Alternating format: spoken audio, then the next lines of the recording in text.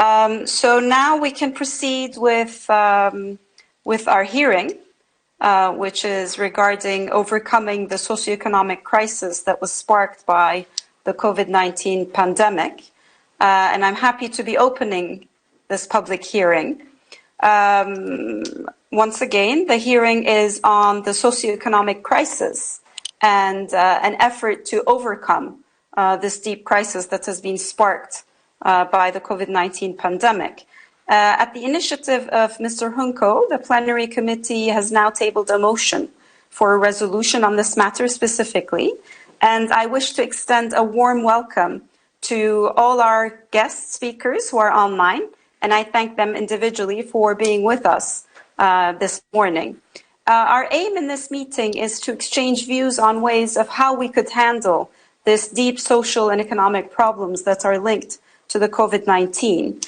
And this clearly means repairing the damages to the socioeconomic system that are being experienced across our geography, and indeed in pressing ahead with a greener, more inclusive and more sustainable development agenda. Because clearly the pandemic has once again shown to us that business as usual is no longer a valid strategy. And therefore, it's a great opportunity to be exploring alternative policy options and priorities for the good use of sovereign rescue packages in pursuit of a more balanced growth, a socioeconomically perspective in this growth patterns, a stronger protection of rights to work, stronger protection for social rights and equal opportunities under the national commitments to the European Social Charter, and through the collective efforts of our parliaments and governments. Therefore, I am very glad that Mr. DAEMS, our President of the Parliamentary Assembly, has been able to join us in this occasion, and I would like to give him the floor. Okay, well, thank you very much, Chair. I'm happy to be here. You know, when I get the opportunity to be on board in a committee or a subcommittee, I always do this. Of course, I don't have a lot of time, so I'm a little bit limited in time. Nevertheless, I'm quite happy to share a few thoughts with the subcommittee and its functioning. Now, you all know in the meantime that, as far as I'm concerned, I think that any activity of the Council of Europe, and more specifically of the Parliamentary Assembly, should have an added value. Why should it have an added value? Well, because if it has an added value, we can make good use of it, which is why we have installed this new kind of working with the national parliaments. We call it like a micro route 47 parliaments, through which we convert ourselves in part into some kind of a service provider, an expertise provider in the national parliaments. We were in the Georgian, the Greek, the German, last week in the Spanish parliament. We've got a whole set being set up. And so this committee's work is important because I believe that within the working of this subject, we can have a lot of added value that we can share afterwards in the 47 national parliaments in order for them to take it on board or not in their policy deliberations. It's not only that, it's also, on the one hand, is like becoming more than yesterday an expertise provider to the 47 national parliaments, but also become a substance provider to the Committee of Ministers, because as you know, it is the Committee of Ministers, the intergovernmental side of our organization, who is the body that moves on adapting existing conventions, creating new conventions, adding through protocol elements to existing conventions. As you rightfully say, the pandemic has showed us that to the least, we can say there's a new generation of rights out there that they existed, but we didn't see them as much, or they were not under the spotlight the way they are now. And so, on the one hand, being a service provider of expertise to the national parliament, but at the same time being a substance provider to the Committee of Ministers is quite important. Therefore, the motion that you will be working on is, without any doubt, given the subject, an element of substance that we can then hand over to the Committee of Ministers for them to consider on the intergovernmental side whether they do something with it or not. Now, as to the substance of today, I believe that the subject is of tremendous importance.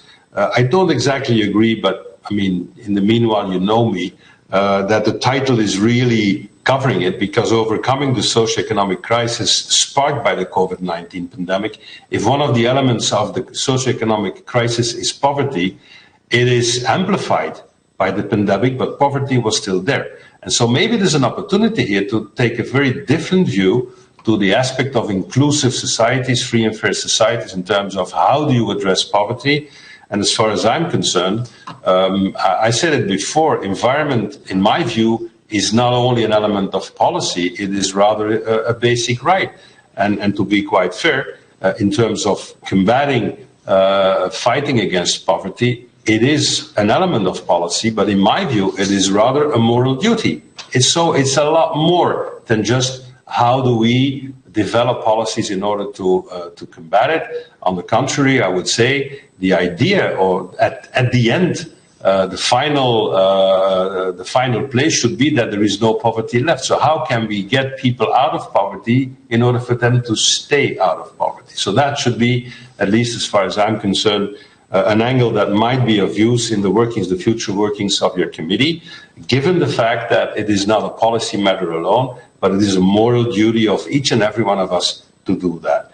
And it might sound simple, but we all know, and I didn't invent it, it's a Belgian professor who invented this kind of a saying, but he said, it's Mr. Eyskes, by the way, was a former prime minister of the Belgian government, he said, you cannot have a social paradise on an economic graveyard, for the simple reason that if you have an economic graveyard, you simply don't have the means to create a social paradise. But on the other hand, you cannot have an economic paradise built on a social swamp. I mean, you cannot have that either. So if you wish, economy and the social issues are like a little bit the yin and the yang of a fair and free society, where in terms of social inclusion, poverty being one of the main elements, other ones also. So basically it's the yin and the yang. They have to go together. And what we see in policy making is that normally they address the economic side irrespective of the social side, and then they address the social side irrespective of the economic side.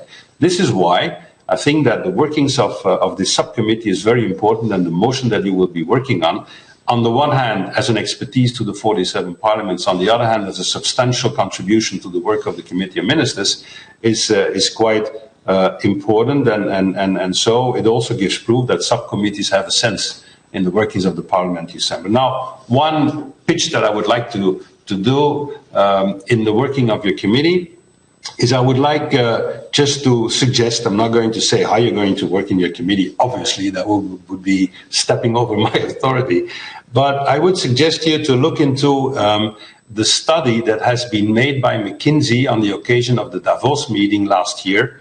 McKinsey and so many other institutions have some kind of a pitch that then they provide for in the Davos meeting, which is not going to take place this year, by the way, maybe in a remote way, the way we are doing. But last year they had an extremely interesting paper by the title of Navigating a World of Disruption. Now I'm an economist by profession, so I know what disruptive innovation, disruptive growth, disrupting economy means. And the least you can say about this pandemic is that it has been disruptive, obviously.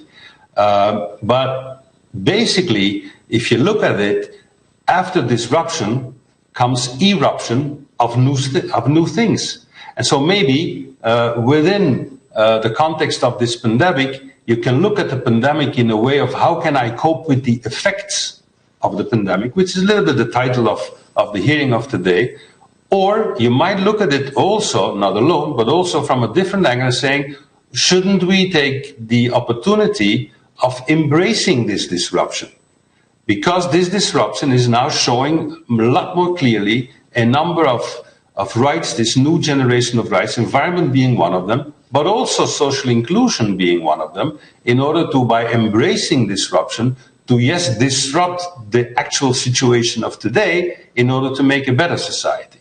And so, again, this extremely interesting study of navigating a world of disruption by McKinsey and so many other things, but the concept of disruption and embracing disruption in order to create a new and a better society, because it opens up the window to do so, as it has opened up the window to link environment to human rights, it also opens the window, in my view, as to addressing the issue of social inclusion, of equality, of how to eliminate, not how to address, how to eliminate poverty. It opens that window when you look at it from, if I may say so, disruptive angle. And so I understand that you will, in the near future, work on your agenda, your work agenda. I understand you've got a motion being tabled. And the only thing I'm doing, Madam Chair, is just giving you a nudge if ever you would like to take it on board. But I think it would be extremely innovative if one of our committees, in this case the subcommittee, would embrace the concept of disruption in a positive way, set aside from all the negative ones that we know, but embrace disruption in order to open the gateway exactly to address and to eliminate social negative things for the future. So that's a bit of a very short contribution I would have liked to make in the beginning of your meeting. I can go on for a couple of hours on that issue alone because I've written some papers on it, but maybe that's for the future. But if the committee would consider to have the concept of disruption as an opportunity for a better future by embracing it instead as only addressing it, well, who knows, maybe it might be an element that you could consider in your motion and in your work agenda. Again, I will not in any way mingle in how you set up your work and how you organize yourselves. I'm merely giving you a small nudge to an extremely interesting concept that maybe we as a Council of Europe could take on board. Anyway, thank you very much for having the meeting. I am sure that the work of your subcommittee will go on. And again, at the end of the day, it's all about the added value that you can create in order for us to deliver it as expertise to the 47 national parliaments and a substantial contribution to the Committee of Ministers for them to work on. Thank you very much for your attention. Thank you very much, Mr. Dams. Indeed, if your schedule allows, we would be very happy to have your further contributions, not only in today's meeting, but in our future meetings as well. As you say, the participatory process at all levels is extremely valuable. What one doesn't see, another eye sees. Therefore, this discussion is extremely important. And we take it critical for our subcommittee, given the extensive socioeconomic inequalities that, as you say, already existed and are now amplified by the pandemic. Hence, there needs to be a discussion of how the structure might be changed. As you say, that is currently disrupted, and that disruption might actually be in a proper direction if we guide it to change in the direction that protects the rights that we as an organization actually have at the center, at the epicenter of our work. So we're very happy for this great introduction, and we do look forward to working on the issues that you've raised and indeed working together. So we thank you once again. And I'd now like to turn to Mr. Leita Ramos, the chairperson of our Committee on Social Affairs, Health and Sustainable Development. You have the floor, Mr. Leita Ramos.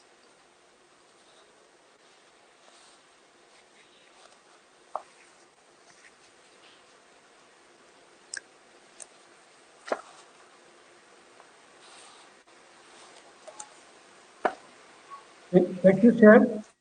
Good morning, everybody. Dear colleagues, ladies and gentlemen, the novel coronavirus has seriously disrupted the functioning of our national economy and society at large. It continues to cause trouble as the epidemic threatens as the second wave is autumn, which may have already in some countries. In these circumstances, the state has to step in as rescuers with emergency help packages for enterprises, employers, employees, and vulnerable persons. The right to health came to the fore, bringing some economic activities close to a halt and slowing down many others. And employment levels are up and most economic indicators are down. And with more extraordinary expenditure for social and healthcare systems and much less tax revenues from the economy. Our states needed to rebalance national budgets. They have been completed to reorganize their strategic priorities and to rethink some of their relations with the business sector. As with all crises, the shock to the established system can be a salutary opportunity for change. Already before the COVID-19 crisis, the business as usual approach was driving parts of the economic system onto a bumpy and unsustainable road. That road was not sustainable, but social and environmentally speaking, our living and working environment was stretched to the limits. When we as policymakers understand the need for more sustainable, more inclusive development, we can act for the good and better defend the public interest against short-termist thinking. We can help pilot our state's regulatory capacity to drive the change towards more sustainable development. This means investing strategically and intelligently into national economic and social systems in a way that builds a cleaner, greener, healthier future. This means pooling our strategic capacities at European level to get right to dependencies and to optimize our strengths. I trust that today's hearing will help us all to see more clearly how we can do our fair share in driving the change long overdue for embracing more robust, better quality development. Thank you for your attention.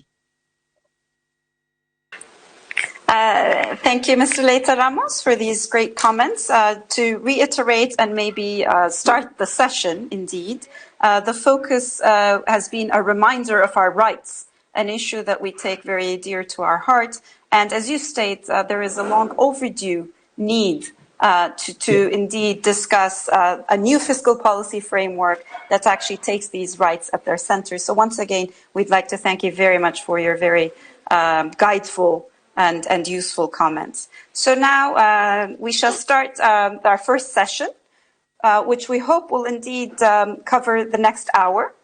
And this session is indeed, as has been alluded by our chairperson, one where we can discuss the role that will be played by the state in securing social and economic rights across Europe, with a focus specifically on the rights to work, social protection, and equal opportunities. And already in our very introductory remarks, we've heard of the importance and the criticality of all of these rights. So I'd like to give the floor to our keynote speaker, Mr. Palmisano, who will be presenting the rights in question from the perspective of the European Committee of Social Rights. Mr. Palmisano, you have the floor. The presentation time is 10 minutes, and you'll be able to follow the time on your screen as well. Once again, welcome.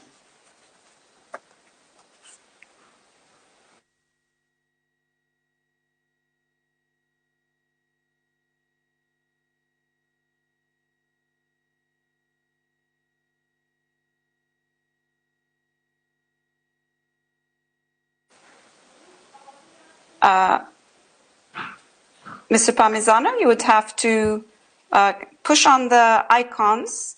No. Oh, you did. Yes. Wonderful. Wonderful. Welcome again. I did this, but my microphone was mute. Up to now it's working well. So thank you again, Chair.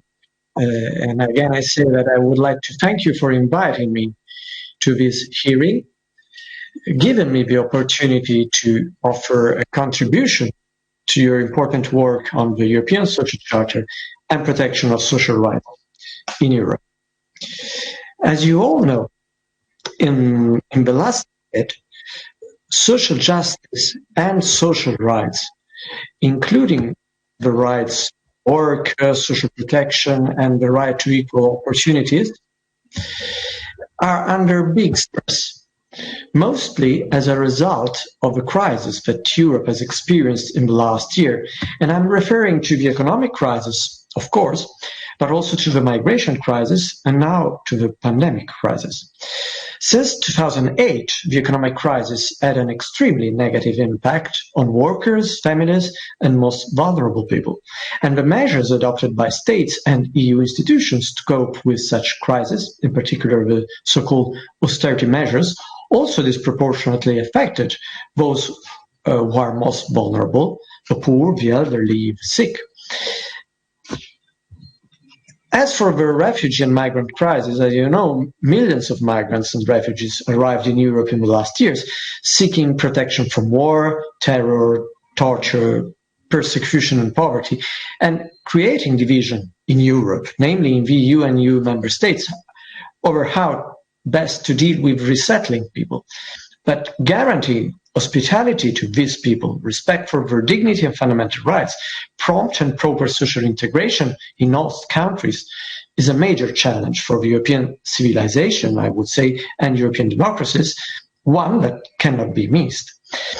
Such crises revealed and are still revealing the gaps in states' legal arsenal for the protection of social rights. Traditional and consolidated high standards in the protection of social rights and some basic features of a welfare state, which are essential for the enjoyment of such rights and of which European states should be proud, have been indeed put in danger.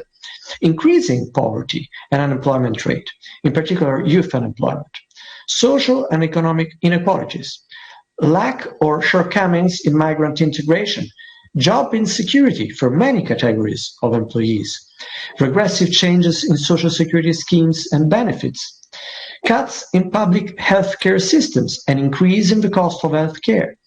These are, and they already were, as Mr. DAEMS rightly pointed out, before COVID-19, among the most worrying signals about the state of health of social rights in Europe.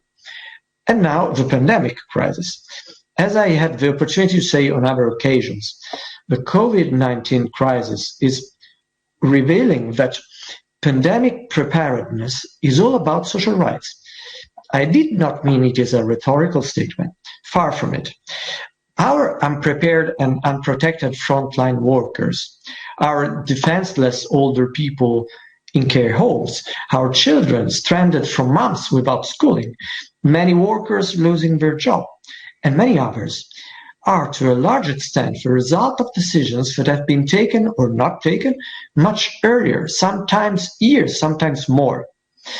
In fact, just to make a few important examples, an effective and successful pandemic readiness requires universal healthcare and well-equipped and resourced, resilient public health services, ensuring health and safety at work, arrangements to ensure protection of the rights of older people, employment security, a minimum income, an adequate guarantee of the right to housing, adequately resourced and solid public education. Fulfilling all these requirements, which are inherent, as you know, in the European Social Charter, is clearly crucial when confronted with a crisis such as the present one. But all these cannot be improvised, nor easily realized in times of serious and dramatic emergency. Compliance with such requirements should rather be a permanent feature, the default setting. Fulfilling them is necessary both in order to deal with the enduring effects of the crisis and the persistence of the coronavirus, but also to respond to the crisis that the future holds holds in store for us. So if you ask me to speak about the role of the state in securing social and economic rights across Europe, with a focus on the rights to work, social protection, and equal opportunities, I would just say that such role already emerges from the provisions of the Social Charter, as well as from the conclusions, decisions, and findings of the European Committee of Social Rights. They are there. An impeachment of inaction and the lack of preparedness, fundamental rights recipes that could have saved lives and still can save lives, that could spare suffering and preserve human dignity for the current crisis and for the future. Having said this, and in view of our time's constraints, I shall now confine myself to only a few examples concerning in particular the right to work, the right to social assistance, and the right to equal treatment of women and men in matters of employment and occupation. So, according to Article 1, the first article of the Charter, and I'm quoting, with a view to ensuring the effective exercise of the right to work, states parties undertake to accept as one of their primary aims and responsibilities the achievement and maintenance of as high and stable a level of employment as possible. So in this case, the role of the state is to pursue a policy of full employment. This means that state must adopt and follow an economic policy which is conducive to creating and preserving jobs, and must take adequate measures to assist those who become unemployed in finding a job. The efforts made by the state to reach the goal of full employment must be genuine and adequate, in the light, of course, of the economic situation and the level of unemployment. This means that there are indeed some situations where the state does not properly play its role in securing the right to work under the Charter. I refer, for example, to cases where there is an absence on the part of the governmental authorities both of a declaratory commitment to full employment and of any concerted employment policy, or where unemployment, and notably youth unemployment and long-term unemployment, is extremely high, and the measures taken are clearly insufficient, as indicated inter alia by the number of participants in active measures and the low level of expenditure, or where there are negative developments in the employment policy in terms of public expenditure on active labour market policies at a time when unemployment, despite economic growth, is increasing sharply. I move now, always very briefly, to the right to social assistance. According to Article 13, paragraph 1 of the Charter, and I'm quoting again, states parties undertake to ensure that any person who is without adequate resources and who is unable to secure such resources, either by his own efforts and or from other sources, be granted adequate assistance. Article 13 does not indicate what form social assistance should take. It may therefore take the form of benefits in cash or in kind. In this respect, although a state is not obliged to introduce an income guarantee system, the European Committee of Social Rights has indeed observed that most contracting parties have established one. And the situation of all states parties which have not introduced a general income guarantee system has been judged by the committee not to conform with Article 13, on the ground that their systems of assistance have not proved to be able to cover everyone in need. But what is important is that social assistance guaranteed to persons in need must be appropriate, that is, make it possible to live a decent life and to cover the individual's basic needs. And an assistance is appropriate, according to the Committee of Social Rights, where the monthly amount of assistance benefits, basic and or additional benefits, paid to a person in need living alone are not manifestly below the poverty threshold. In addition, this right to assistance may not depend solely on the discretion of the administrative authorities. It must constitute an individual right laid down in law and be supported by an effective right to appeal. The law must lay down objective criteria and phrase them in sufficiently precise terms. My last example is the right of women and men to equal pay for equal work or work of equal value, which is enshrined in Articles 4, paragraph 3 and 20 of the revised social charter.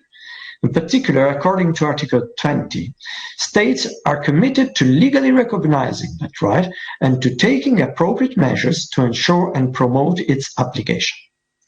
As you probably know, in December 2019, the European Committee of Social Rights has adopted 15 decisions on state compliance with the right to equal pay, following complaints which were lodged by the international NGO University Women Europe against all the 15 states which have accepted the collective complaints procedure.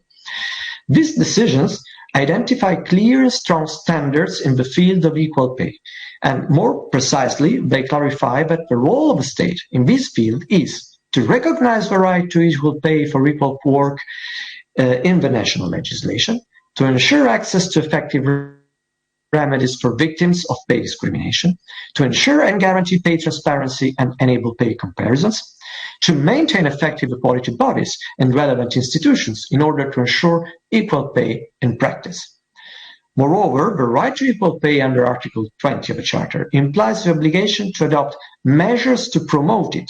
This obligation has two essential elements. On the one hand, collecting reliable and standardized data to measure and analyze the gender pay gap, and on the other hand, designing effective policies and measures aimed at reducing the gender pay gap on the basis of an analysis of the data collected. So if you consider the three examples I've just made, right to work, right to social assistance, and right to equal pay, you may easily find three main different aspects of the role of the state in securing the rights in question, depending on the kind of state activities involved, whether legal activities, operational measures, or general policies.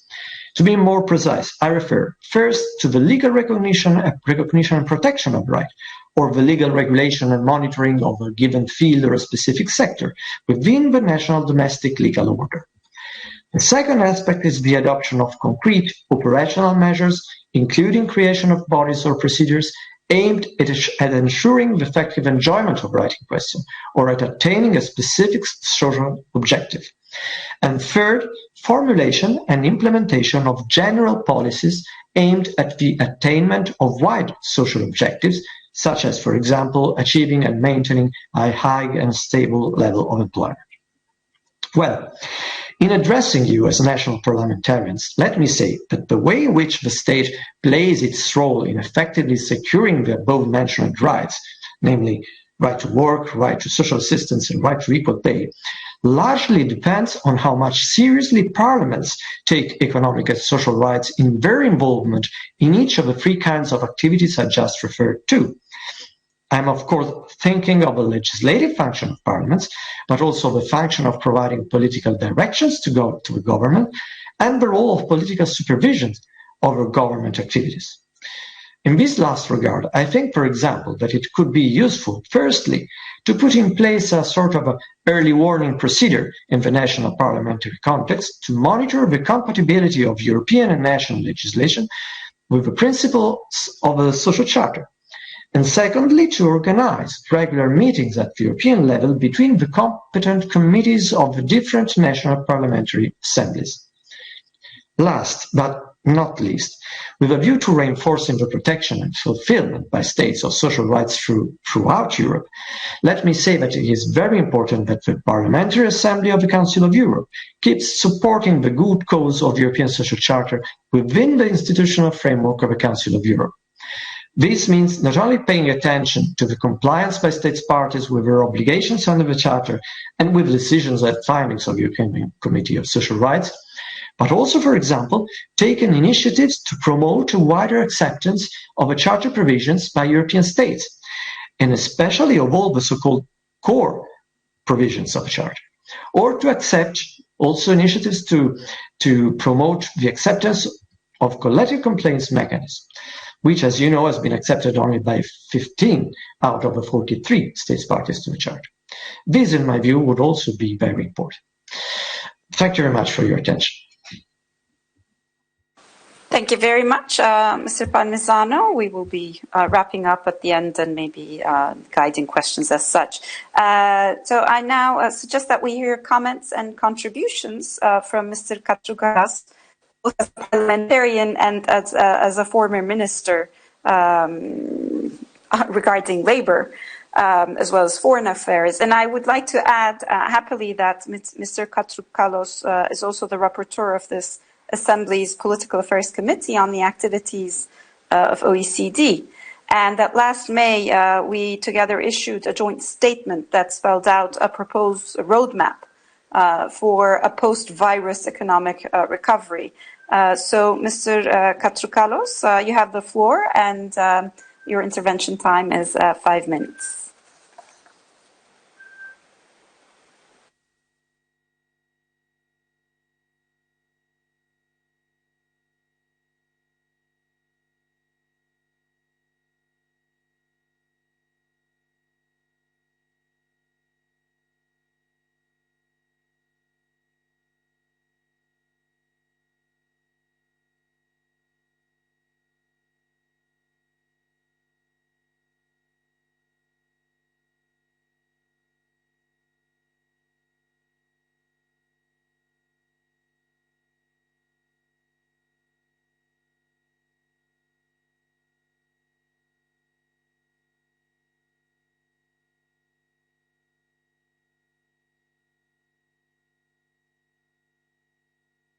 Can you hear me now? Okay. Thank you very much, Madam Chair. And I'm very glad that I have the chance to thank you for this joint statement that I think has presented the ideas of our Parliamentary Assembly in this very acute issue. And also I'm very glad that I am succeeding at the floor, Mr. Palmisano, the head of the European Committee of Social Rights. When I was Minister of Greece of Labour, we had the chance to ratify, after 20 years of waiting, the revised European Social Charter. And not just that, the European Committee of Social Rights was practically the only European institution that vindicated the struggle of protection of social rights under austerity. It has found in a number of decisions under the leadership of Mr. Parliamentary many aspects of the memoranda imposed to Greece in violation of the European Social Charter, especially wage. But the bad news is that this decision, this series of decisions, did not change anything. Not just the IMF, but also the European Commission continued to impose policies that they have been considered and judged against the European legality. I think that poses the issue that we're examining under a very different angle. It is, as our President Rick has noted, an issue of disruption of our European social model, the hallowing of the European social state. And this is becoming very, very urgent in this period of crisis. Now even the most fervent marketeers recognize the role of state to face the pandemic, both at the economic and at the hygienic level. However, we have not seen just recently, but during the last at least 3 or 4 decades, a weakening of the structures of the social state at all its aspects. To give you some numbers, just at the health sector, which is important now regarding the facing the COVID, and just by 2 countries, the British national health system, the most emblematic health system of all, a pride of the nation, has lost 44% of its general and acute beds between the decade of 80s till now. And even nowadays, the budget of 2021 is going to be lower by 25% regarding the 2015 level. More importantly, the cuts are disproportionately affect the most deprived areas, the weaker and the most vulnerable parts of the population. Same things happening throughout Europe. For instance, in the last 10 years, public funding for healthcare in Italy has decreased by about 37 billion euros. Over the last decade, 359 hospitals have been closed. And this is not just about the funding of the welfare state. It is a much more general trend towards redistribution of wealth and power away from working and middle class. Now, in our societies, most of the growth goes to the wealthiest 1% of the population, the lion's share to the super rich. During the pandemic, Jeff Bezos, the head of Amazon, has won in one day $13 billion, 3 times, for instance, the budget of a small state like North Macedonia. And now Apple is more valuable than the entire FTSE 100, the index of stock exchange of London. More generally, the American digital firms now have more value than the total of all European companies introduced in the stock exchange. That's why, and I'm finishing with that, we must reverse this trend, this disruption, in the words of our president. And the issue is not just economic. Of course, reverse the funding squeeze is necessary. Impose new rules of tax fairness like those that OECD promotes. But it's also an institutional and normative demand. For instance, we should ask the European Union not only to accede the European Charter of Human Rights, but also the European Social Charter. And more generally, we need a new political distribution of power. a return to the roots of the European social model. Many thanks, Madam Chair. Once again, thank you very much, Mr. Katrougalos. And I'd now like to turn to Maria Caremessini, professor at the Pantheon University of Social and Political Sciences, who indeed has vast research experience in the field of labor economics, economics of the welfare state, which clearly has been disrupted, and equality studies, and as well as in leading a national public organization on unemployment, OAED. So we really appreciate hearing your comments in 5 minutes on the situation of equal opportunities in the light of the COVID-19 pandemic and the challenges this poses in relation to labor markets. So the floor is yours, Ms. Caremessini.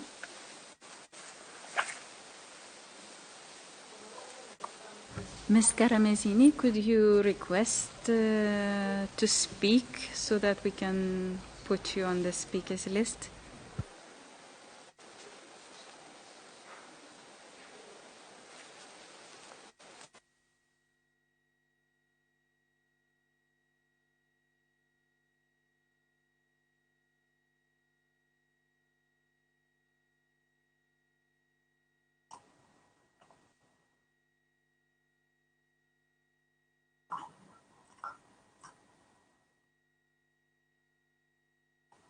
Can I speak now? Yes, please. The floor is yours. Welcome. Okay. Good morning to everybody. Thank you for inviting me to this hearing, which is an honor for me. I will focus, as you said, Madam the Chair, on the role of the state in securing equal opportunities for men and women in particular. And I'll start by saying that the COVID-19 crisis presents a serious risk of rolling back gains achieved in gender equality, since it has amplified pre-existing gender inequalities in the labor market, the division of paid and unpaid work, and social protection. To start with, lockdowns affected women more widely than men in terms of increased care responsibilities because of school and nursery closures, the interruption in the provision of care by relatives and privately paid carers, and the limited hospitalization of non-COVID patients obliged to remain at home. Unpaid care work increased sharply and was shouldered mainly by women. Gender inequalities in paid work have also amplified. Female employment has contracted more than male employment in the first half of 2020, since this is the first crisis to hit more female-dominated services than the male-dominated construction and manufacturing hit by all previous crises. As regards the gender dimension of policy responses to COVID-19 crisis, women are less covered and protected by job and income protection schemes, which became more widespread and inclusive than in the global financial crisis. This is because women, especially the most disadvantaged, are overrepresented among domestic, seasonal, part-time workers who are either not eligible or underprotected by these schemes in many or most countries. They are also overrepresented among informal workers who are by default not eligible to be covered by these protection systems. In spite of generating risks for gender equality, the current crisis has revealed long-term challenges which are very important from a policy perspective. First, the COVID-19 crisis has revealed the crucial importance of care for the sustainability of our societies.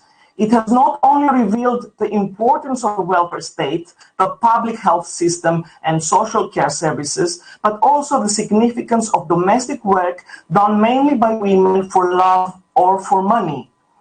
Second, COVID-19 has been devastating for older persons and vulnerable social groups. It has revealed the size of the care deficit in our aging societies and the need for social investment in long-term care for the elderly and in care for social groups living at and working at the margins of societies. Finally, COVID-19 has been devastating and have revealed the undervaluation of care work and the precarious employment situation of many female workers in health and social care sector, especially migrants or foreign-born people. Now, what is the way forward for a gendered recovery and equal opportunities? Regarding equality in employment, the way forward is to create decent job opportunities for women in sectors with better economic prospects and combat informal work in female-dominated sectors. Another proposal is to ensure that the shift towards the digital economy can equally benefit to highly qualified women by removing obstacles to the access to jobs and pursuing careers in the digital sectors. Regarding equality of pay, we need to improve the relative pay of care workers, encouraging pay upgrading of care occupations, which is consistent with their newly found status as essential work. Collective bargaining should play an important role in achieving this goal. Regarding work-life balance, the way forward is to regulate teleworking, which has generated new work-life conflicts for workers with family obligations, mostly for women, by putting pressure on them to be constantly available online while also available for family care. Regarding women's economic independence, we need to build on the recent recognition of the need to create post-crisis a more universal social protection floor, less dependent upon past employment records or employment status, and ensuring decent minimum benefit levels. Regarding the future socio-economic development model, the way forward is to accomplish a decisive paradigmatic shift towards a caring economy and society through important social investments in care services for all those that are in need, and the full development of a leave system which allows and encourages equal sharing of unpaid care work between women and men. Thank you.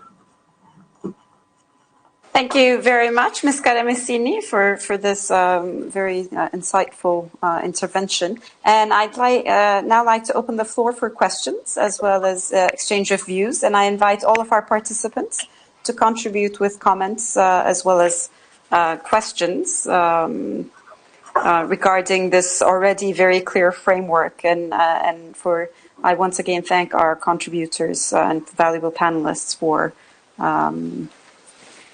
this framework. And I'd like to once again remind all our participants to ask for the floor. You press the button request the floor, and I can see Mr. Andrei Hunko asking for the floor.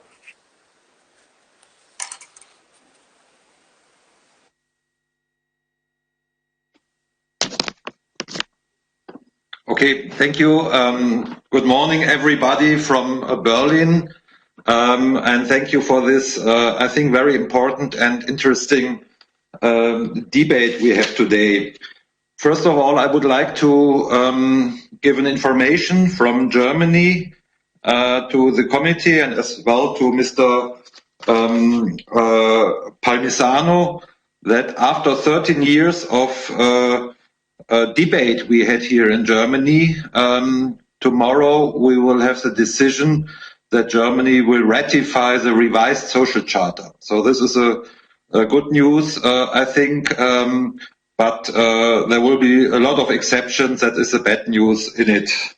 So concerning our debate, it was very interesting to hear the opening of our president, Rick DAEMS, where he made a lot of, let's say, very optimistic introduction that we can have a total different society after the disruption. We can have an eruption and a lot of opportunities. But the last contribution from Maria Karamessini it was very more critical. So what is the trend? This is what is a real trend? Because in the beginning of the COVID measures, we could see what all is possible, that we can even disrupt the economy and have total different possibilities, at least how to go. But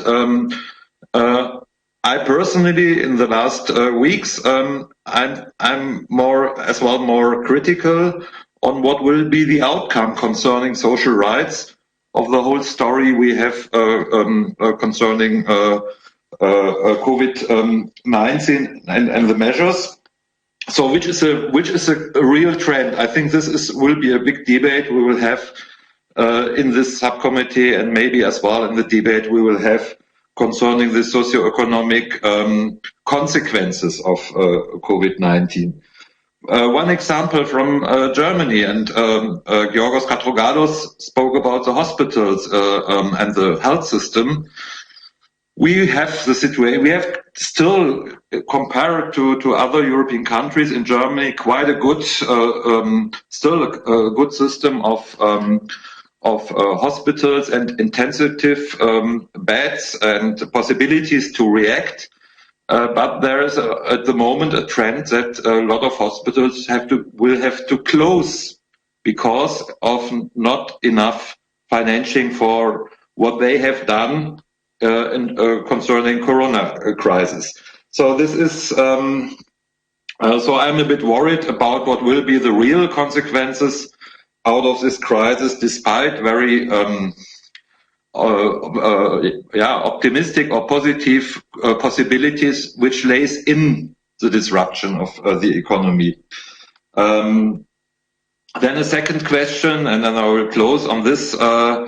The possibility to defend social rights or to better the social rights of the different states is very different.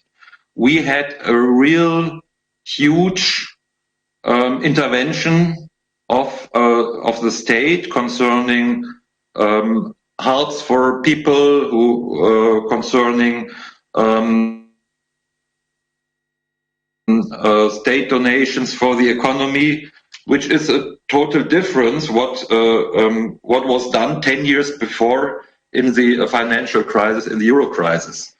So compared to the GDP, it is a real high amount, especially in Germany. But not every state has the same possibility to do what is necessary, and that would be very interesting. It would be very interesting to have a comparison of how much states have the possibility to protect the economy and to protect the social rights in terms of the measures of the Corona reaction. So that's my first contribution. Thank you.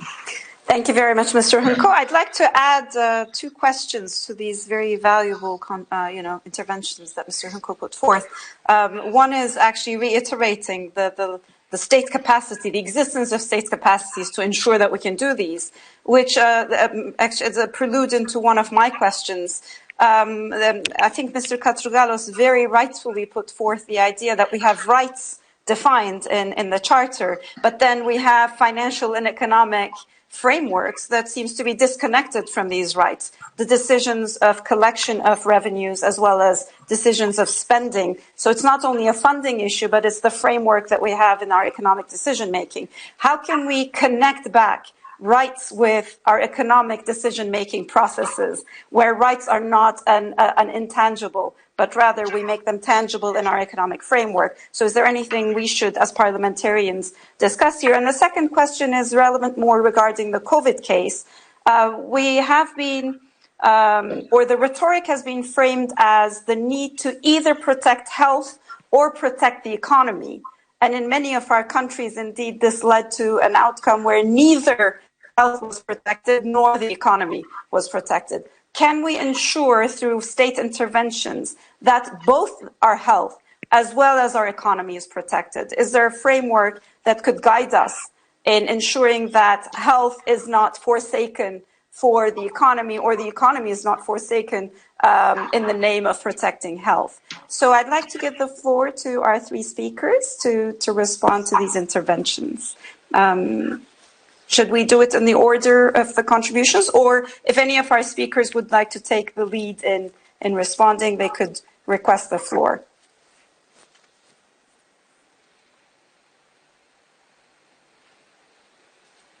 Ms. Karamessini?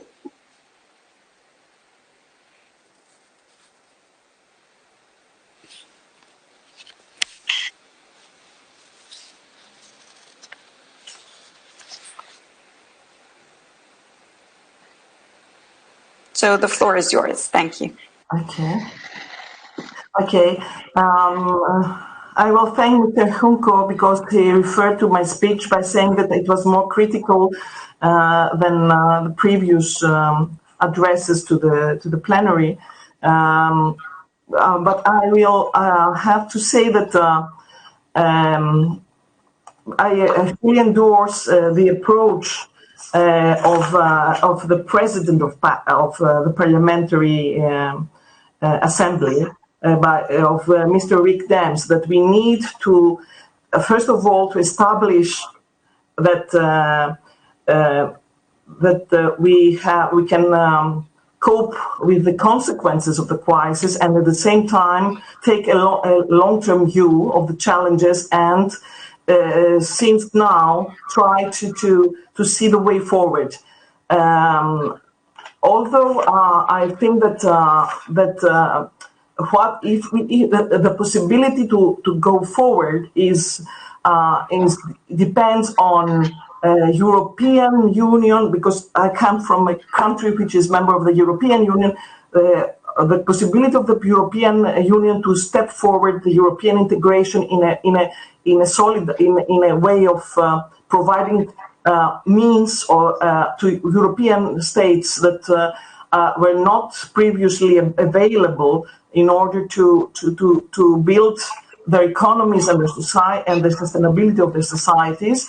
And then it is also depends on the labor movement and the capacity of the labor organizations to be more present and more powerful in pushing forward progressive claims and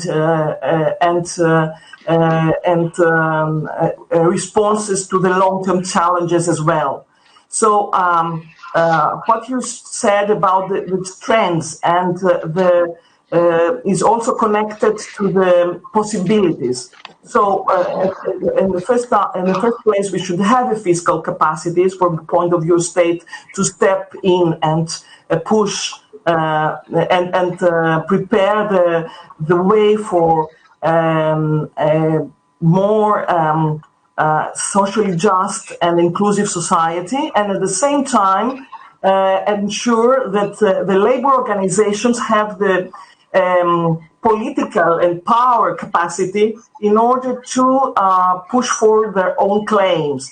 And also the other social movements, because I have focused on gender equality, and other social movements, including the feminist movement, to be able to make its voice heard at the European level and at the national level as well. So I think that the way forward is a combination of developments at the European and community level, and at the national level, and the cooperation and the collaboration of national movements at the European level as well. Thank you.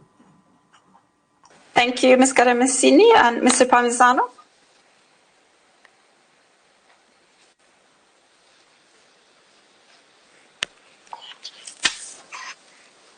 Okay. Thank you, sir. First of all, thank you very much to Mr. Junco for giving me this view concerning the ratification by Germany of a revised social charter. This is a very good news in my view, and I a few days ago, a week or 10 days ago, I was in a conference organized by the German presidency of the European Union concerning the protection of the rights of elderly persons. And I just pointed out the fact that what Germany could do during its period of presidency of the European Union and of then of the Council of Europe could have been to ratify finally the Charter, and it would be also very good if within the framework of this ratification is also accepted in particular Article 23, in that case concerning the rights of elderly persons. But this is a very good news. Let's hope that maybe also the protocol on collective complaints could but they don't never be accepted. And in this respect, I completely subscribe what Ms. Caramesini was saying, that it's very important to have a sort of synergy of different components of our society, not only institutional and political level, but also at the civil society level, in order to use all the instruments that our systems, European systems, not only on the protection of social rights, but also on wider areas like the European Union, put at the disposal to realize social rights and efficient welfare state. In this respect, I think that again, the collective complaints procedure is a very good instrument to give the world of workers and the NGOs, the organized civil society, an instrument to push states to make something in this direction. And with respect to the substantial question concerning the interaction, relationships, sometimes the friction between protection of economy on the one hand and protection of health or other social rights on the other hand, I think that first of all, what would be important is to clarify what does it mean protection of the economy.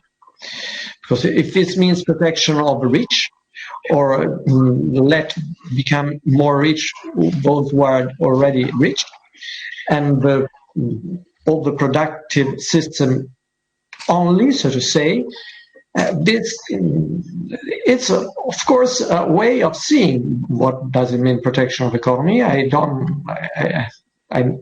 cannot be in agreement with this perspective, but it is a possible perspective. But on the other hand, we have also to ask ourselves, what is the priority? What is the hierarchy, so to say, in the duties of the state?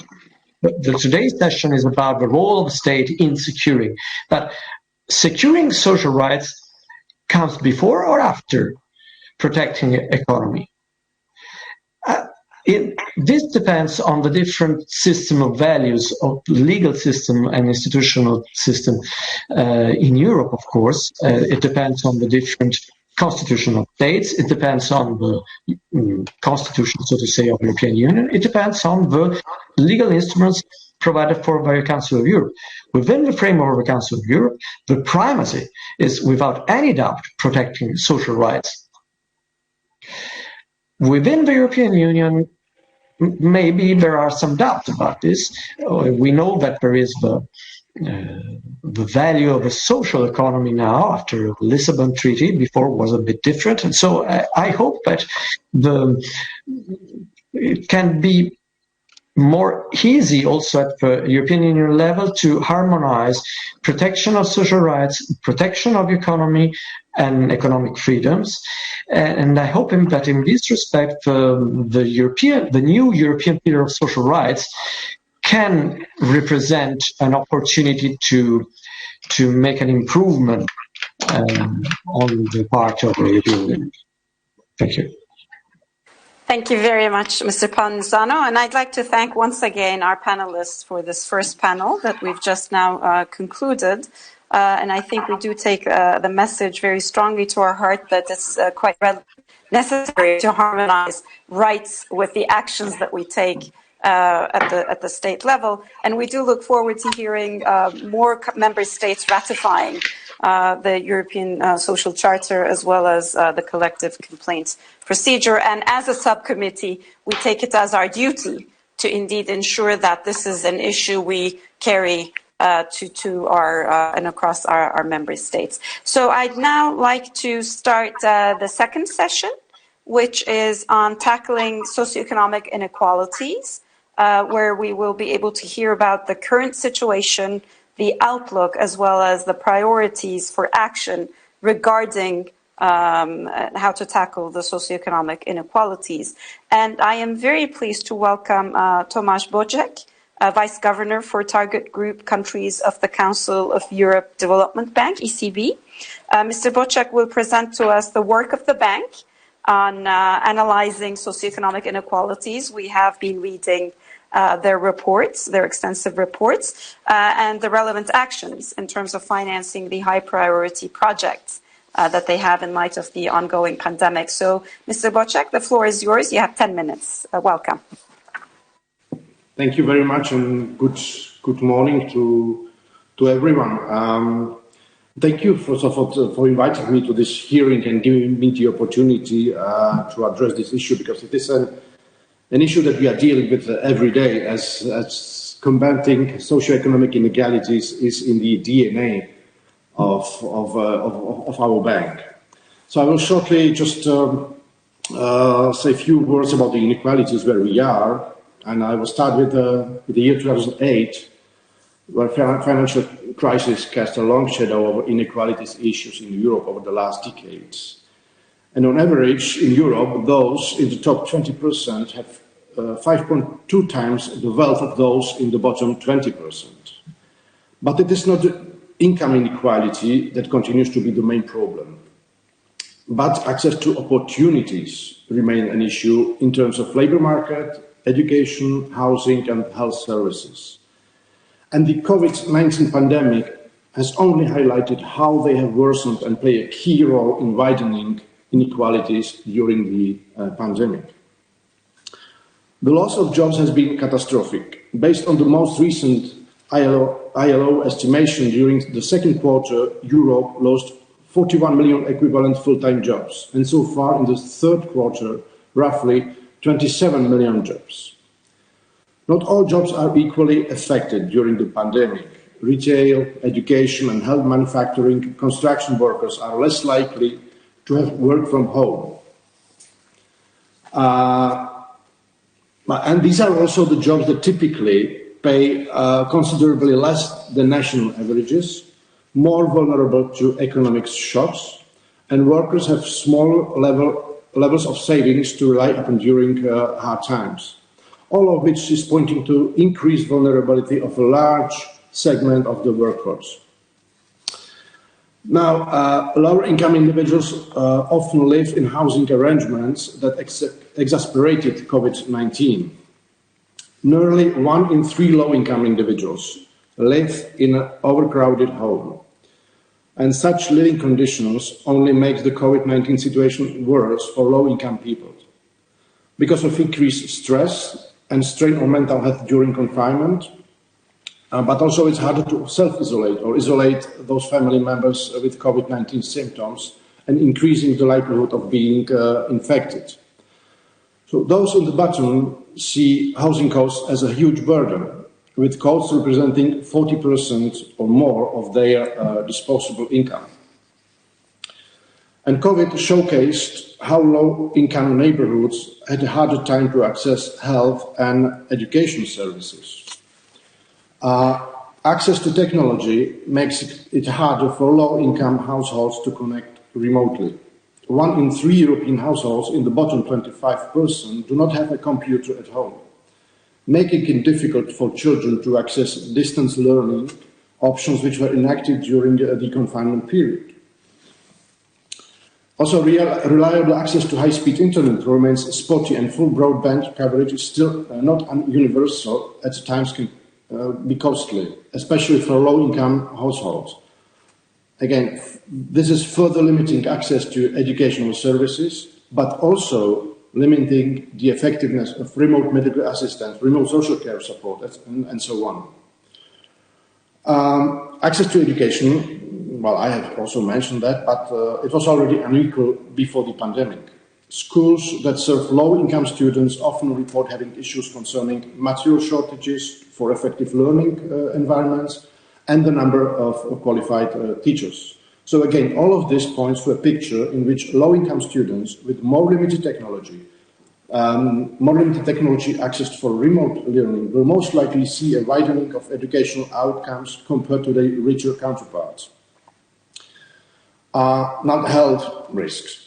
Lower income individuals are at higher health risk due to COVID, because lower income individuals are more likely to suffer from the underlying health conditions that are more susceptible to the fatal reactions of COVID-19, such as heart conditions, lung disease, diabetes, blood pressure, and so on.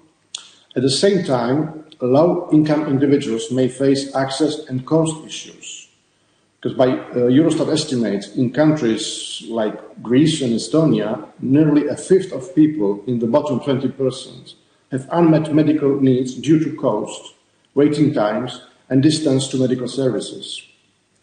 Also, out-of-pocket expense remain a problem in many countries. It can be as high as 40% of total healthcare expenditure. And also, health access issues have also urban versus rural divide, with rural areas reporting healthcare staff and infrastructure shortages. So, what to do about that? And we are convinced that we need to invest more to make the social sector better and adaptable. So short-term emergency funding is pivotal. Counter-cyclical measures have been quickly enacted to help offset the most immediate economic hardships. Most governments enacted policies that help with income transfers to help those who lost or partially lost employment opportunities. Deferment in some cases of mortgages, rents and utility bills, and rapid and quick access to needed medical services. It's clear that such efforts minimize the immediate income shocks that would have disproportionately affected lower income individuals, who would have had limited savings or sources of funding to meet emergency funding needs. So these are the short-term emergency fundings, but equally important are long-term, or maybe even more important, long-term investment strategies. So, and I will focus on three areas. I think we need to rethink our health systems, and there's a need to build hospitals which are adaptable and modular so that they can respond to fast-changing environments. We need to support efforts toward changing our healthcare systems to focus on disease prevention and health promotion, and to ensure staff have the right skills and training to deliver such new strategies. And this will require more technical capacity building, especially among CEB target group countries, which are the Central Europe, Eastern Europe and Southeastern Europe countries. Healthcare and social care services should continue to link up together, as well as public, private and NGO organizations, to ensure all segments of the population, especially the elderly, are looked after. Also, more efforts will be needed to attract doctors and medical professionals into disadvantaged areas, and health systems will need to do a better job in promoting information on how to fully access and take advantage of healthcare services. On education, again, education needs to be modernized. Educational systems need to take a hard look at what has and has not worked during the crisis, and what tools will be necessary to ensure educational systems they are able to quickly adapt to the continued COVID and future unknown challenges. Further investment in resources and teacher training is needed, especially for schools serving disadvantaged students. Technological upgrading of school systems will clearly need to become a priority, with so many students unable to connect virtually.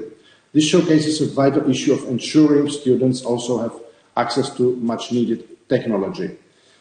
And finally, the housing. The housing should be thought of in broader terms.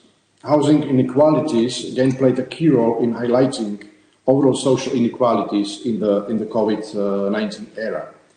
Not only did these areas have worse education and healthcare services, the poor quality and overcrowding in low-income housing neighborhoods helped contribute to the spread of the virus. Being poor does not mean one should be relegated to living conditions which can lead to increased COVID infection rates. We need more and better social housing. And access to social, community and green areas will need to be further integrated into housing development strategies, especially for social housing, because access to green spaces during the confinement near one's home, even for a short moment, was very helpful towards improving well-being, mental and physical health. More green areas often equate to lower levels of pollution also. And low-income neighborhoods on average tend to have less access to such areas. So let me conclude that I'm proud to say that the CEB not only quickly mobilized funding options for its member states to meet short-term needs, but we are addressing the long-term challenges. We have a long track record of helping member countries modernize their health infrastructure. We have been an active partner with our member states to help fund education projects which are adapting to increased schooling needs and changing educational environments. And housing is at our historical core. And this is I think we are one of the best placed IFIs to help meet member states' increased housing needs. And I would have a list of concrete examples, but I see I'm running out of time, so I'm happy to answer eventually afterwards in the discussion. Thank you. Thank you very much, Mr. Bocek, and we will be happy to hear about some of those examples, hopefully, during the end of this discussion. And I now would like to invite Maria Bobovic, who's the co-chairperson of the policy group of the European Anti-Poverty Network. And she will be presenting to us a major study on the impact of COVID-19 on people experiencing poverty and vulnerability, including policy recommendations to us policymakers. So, Ms. Bobovic, you have the floor. Welcome. Good morning, and thank you for inviting EAPN to speak in this event. As you can see, this is the survey that was actually led by my colleague Graciela Marchesini from Spain, but unfortunately she couldn't be today with you. And the APN reacted since the very beginning of the COVID crisis, and we understood that crisis actually revealed the magnitude of inequalities and already a vulnerable position of diverse groups in our societies. And the impact of COVID was not equally shared because, for example, living in low-income household, having disabilities, suffering material deprivation, involuntary loneliness, like it was in the case in some countries with lockdown of older persons, poor health, homelessness, having a single-parent family, which is the type of the family with highest risks of poverty, being a child without available computer to participate in remote learning, as we already heard. So all that affected diverse groups, and EAPN decided actually to conduct survey because we have access to broad networks of our members, and we conducted survey with 3 aims: to assess the impact of the COVID crisis on the most vulnerable and poor groups, including the policy responses implemented by governments across Europe, and to incorporate some testimonies, some bottom-up perspective of people experiencing poverty, which is a very important component to hear from them how it looks, their individual personal experience under the COVID crisis, and to, of course, to produce the recommendations for European countries and also for EU level. And for those that are not familiar, European Anti-Poverty Network is a large network of national organizations, national networks. So there are around 32 national European national networks, plus 13 European organizations. And this is really a very, very large network. with access to a lot of evidence from the field. So what survey revealed? Basically that, as I said, COVID just revealed magnitude of the inequalities and vulnerability of different groups, and that pre-existing weaknesses of our systems that were relevant to respond to COVID crisis were not optimal. In fact, here are just some data. For example, in 21 out of 25 countries who participated in the survey revealed that there are suboptimal healthcare systems. So you can see also that half of the countries participating in the survey reported on suboptimal social protection systems. And also in this map, in this graph, you can see that 21 out of 25 countries reported inadequate minimum income schemes, and this is the area in which we focus a lot of our efforts to advocate for the appropriate minimum income schemes. And what COVID did is basically just came on such weaknesses in our systems, and then it struck different social groups with, of course, the most striking consequences of poor and vulnerable. The actions taken by the European governments are mainly judged positively by, in many cases, by our members. But still, they had negative impact on people already experiencing poverty and social mobility of different kind. And what actually proved as an important factor on that influenced the resilience of different groups, how they coped with COVID crisis, is poverty, which came in so many different forms, like indebtedness and lack of savings. Like precarious jobs, if there is job at all in the household, because many households are jobless households. They face lack of any employment, a low amount benefits as main household income, households that rely on very low social benefits. Then prevalent diseases and disabilities, poorly perceived physical health, mental health, problems of low well-being and level, insecure housing and homelessness, and also not to forget to mention victims of racial inequalities, ethnic inequalities, discrimination against migrants, Roma population, and other vulnerable groups. And our survey also showed that there are good examples among European countries in how they responded to the crisis. So, for example, you can see here, I will not go in details, but I think the presentation will be disseminated, and also you can find our report on EAPN website. But there are examples of relatively good response in some countries. For example, in the healthcare aspect, the rapid, reactive and good adaptation of some healthcare systems, like in Czechia, Iceland, Serbia, United Kingdom. Then early isolation of people suspected of infection and social distancing measures. They were considered also to be effective in some countries. There is an extended belief that there should be a combination of health and social care, which this crisis actually revealed strongly. So those should be some combined mixed arrangements for the most vulnerable groups, and it was already tested in some countries. Free access to healthcare was granted for migrants in Belgium, Portugal, Spain, United Kingdom, and the development of digital services and the quick support measures to ensure the capacity of healthcare to treat COVID-19 patients was perceived as positive in Finland, Greece, Iceland, Norway, and Spain. Then regarding to income support, we also have some positive examples from countries. So those would be new and existing job retention schemes that helped to people in vulnerable employment and those who lost the job during the crisis in a number of countries.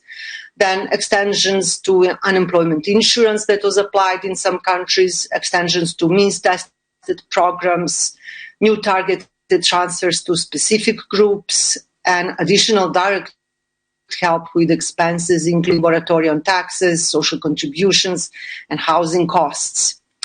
And as for the education, there were some positive examples as well. Most countries praised the rapid implementation of an improved distant learning system, but again, COVID and this transfer to the new system, to distance learning, just revealed the inequalities and gaps in the access to digital technologies by children and families in vulnerable social position. One of the main vulnerabilities was related to long-term care and the position of older people who were exposed above average to the health care risks, but also during their position in residential institutions, their vulnerability increased, and they're one of the groups with the most severe consequences. So basically, there are so many different grounds of vulnerability that our survey revealed. And just to sum up, this is older people, frontline workers, not to forget to mention them, and medical staff who was really exposed to extreme healthcare risks, but also inappropriate working conditions in many cases, homeless persons, atypical and self-employed workers, low-income households, children in poor families, travelers and Roma, migrants and asylum seekers, and of course not to forget position of women and how the COVID impacted gender inequalities, which was already in more details explained by my colleague Maria. And on top of everything, we faced some renewal of authoritarian trends, and particularly in the countries where democracy is fragile, without a long historical legacy. And this is also something that was really important adverse impact of COVID. EAPN basically developed recommendations based on some basic principles of EU solidarity. So this is something that we also take into account as core value when addressing different issues, social problems. And this is also the case in the impact of COVID-19 on poor and vulnerable and on social inequalities. So we proposed some short-term, mid-term and long-term measures. Short-term include urgent and coordinated health action and also urgent action to protect workers, particularly workers in precarious and vulnerable position and people at risk of poverty, which are so diverse and so with specific grounds of their vulnerability that some of them I already mentioned. And also we propose action to mitigate the social impact of containment measures on social isolation and loneliness, because this is something that is often overlooked in the assessing the COVID crisis consequences. For the midterm framework, we propose to embed poverty and social impact assessment. So we need to do, and not only one-off impact assessment, because situation is very dynamic and it changes. And just recently, some surveys revealed, for example, in my country in April, we lost 200,000 jobs, but ILO and EBRD assessment in September said that it's actually 510,000 full-time jobs in terms of lost working hours. So the situation is very dynamic and has to be assessed continuously. To reinforce quality public health and social care services, to prioritize adequate minimum income and social protection schemes, to protect employment, prevent precarious work and revalue frontline work, and to ensure that poor and vulnerable groups don't pay through austerity measures.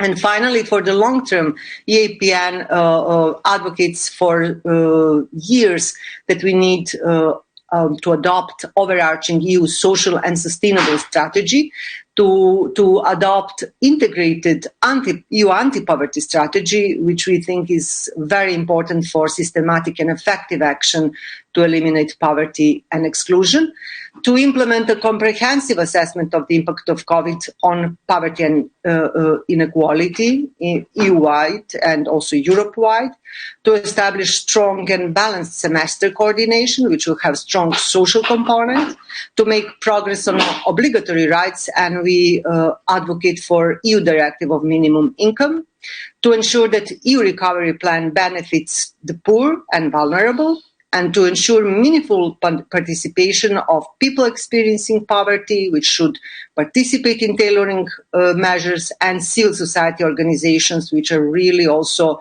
one of the subjects of the adverse COVID impact. And to end the era of austerity in Europe that we already heard brought quite many weaknesses that undermined our capacities to respond effectively to COVID crisis and to protect the most vulnerable. Thank you for your attention. Thank you very much, Ms. Bobovic. And as you mentioned, the presentation will be disseminated across our participants, so we thank you very much. And I'd now like to turn to Mr. Andrei Hunko, our colleague and member of our subcommittee on the European Social Charter, for comments on what our distinguished panelists have just said. Mr. Hunko, you served as the rapporteur on lessons for the future from an effective and rights-based response to the COVID-19 pandemic, and did launch a new initiative on overcoming the socio-economic crisis sparked by the COVID-19 pandemic. So you have the floor, Mr. Hunko.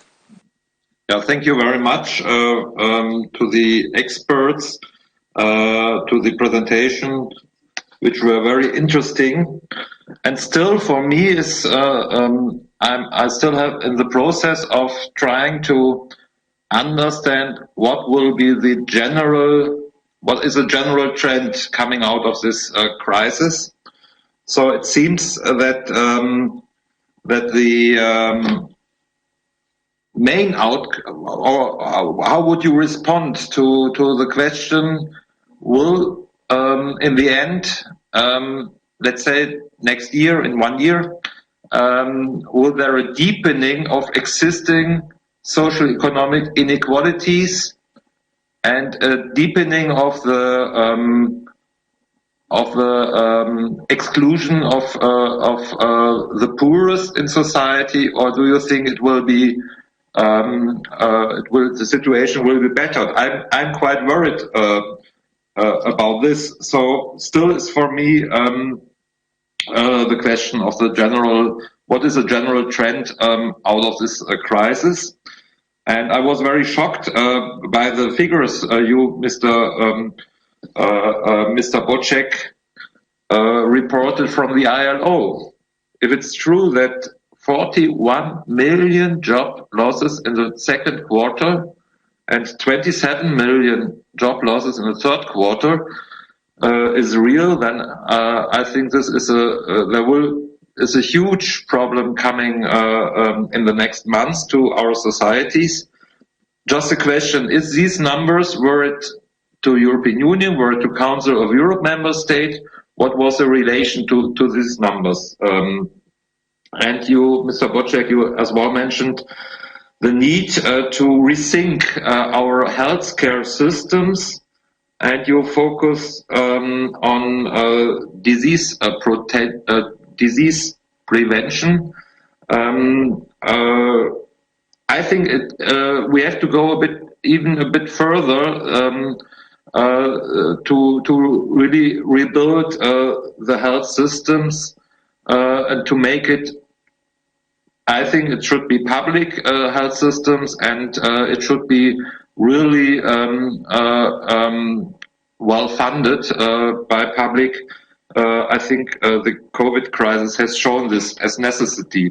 And the question to Mrs. Bobovic, you're in the anti-poverty network of European Union. Two questions maybe. Do you think the amount, because this is now the big debate in the European Union, as you know, of the Next Generation Fund, which is trying to confront the consequences of the COVID crisis. Do you think the amount is enough to tackle the problems? And do you think that this was Mr. Rick DAEMS in the beginning said, our parliamentary president, that's not only about the fight against poverty, but it's we have the opportunity to eliminate poverty. Do you think we come closer to this aim? Thank you very much. Thank you very much, Mr. Hunko. Now I'd like to open the floor for questions and exchange of views. And while we await for our participants to request the floor, I'd like to put forth a couple of points for further discussion. One is, as Mr. Boczek, you mentioned that the bank actually has implemented projects already. Are there any examples that we would benefit from as parliamentarians in hearing of concrete instruments that have been used by the bank? My second question is, and this fits very much into Mr. Hunko seeking out, the extent of the problem. And one problem we seem to be now observing is we're not only losing out through unemployment, but we're losing out our labor force as well. Many people are losing hope and are not even seeking jobs. And when they don't seek jobs, officially, they're not recorded as unemployed. So I guess, Ms. Babovic, the question is there anything that we should be putting on the table in discussing how to reinvigorate that hope, in a sense, to ensure that people actually want to be connected socially through being active in the economy? And are we observing this across the board in all of our countries? A third question, I think, that's related to this is, even if you're able to find a job, and even before the crisis, we had in-work poverty across our member states. What's the state of affairs regarding in-work poverty? So finding a job seems not to be sufficient to ensure that you actually overcome poverty or these inequalities. Is there anything we should do now to ensure that we are able to change that model?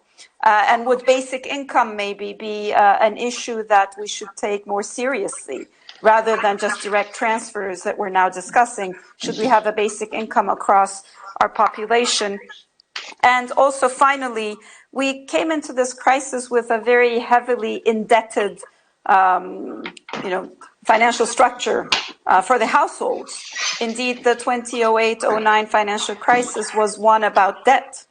And that has continued. We haven't changed our model. Is there anything we should do about ensuring that we change a model to income generation rather than one that's driven through more and more debt?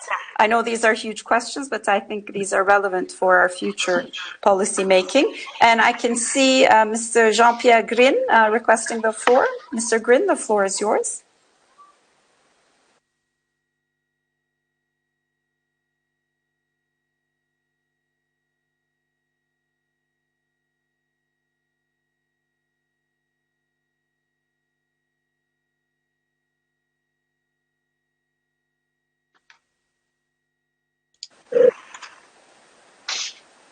Mr. Grin, have you connected?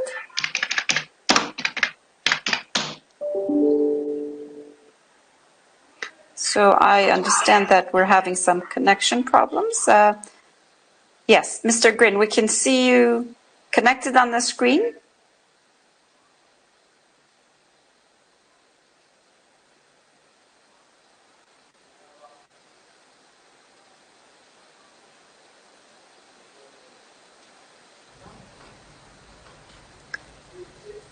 Mr. Grin, would you be able to maybe, if you haven't done so far, push on the icons for the microphone and the camera?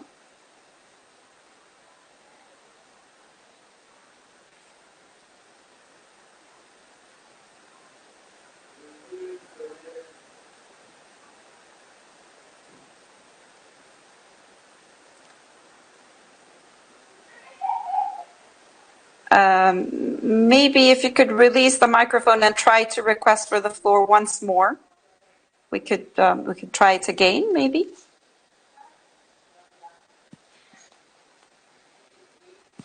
So if you could request for the floor once again, Mr. Grin will try connecting you again.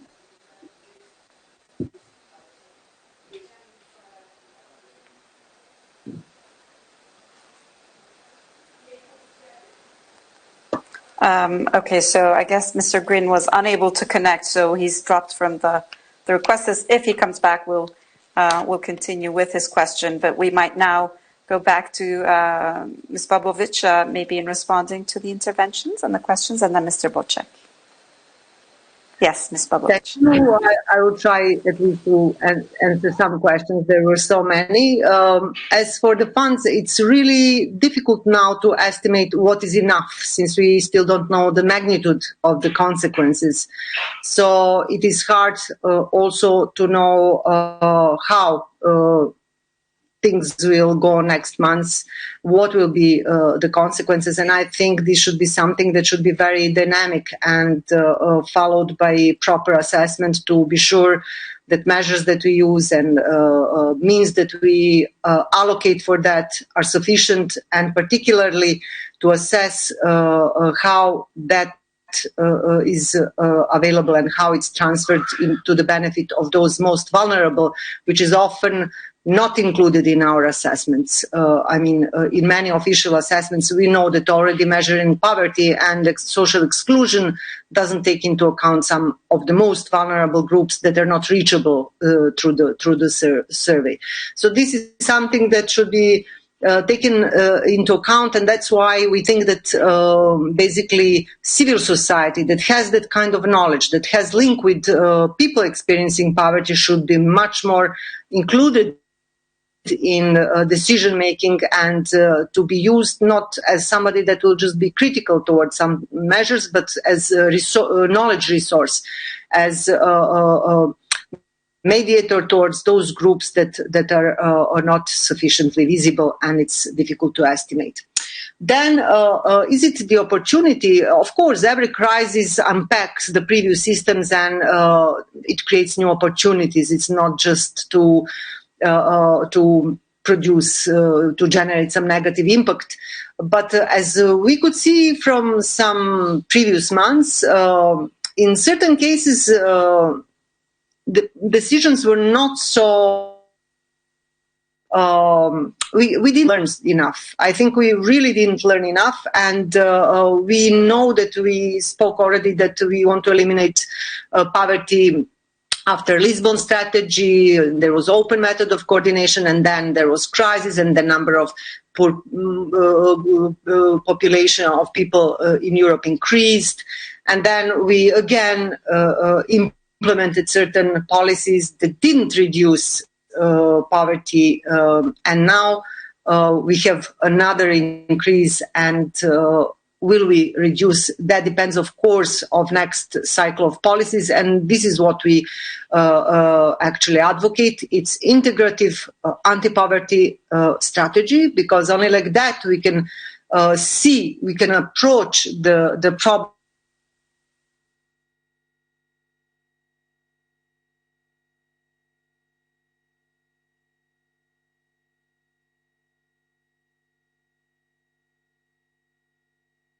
Did we lose connection to Ms. Bobovic?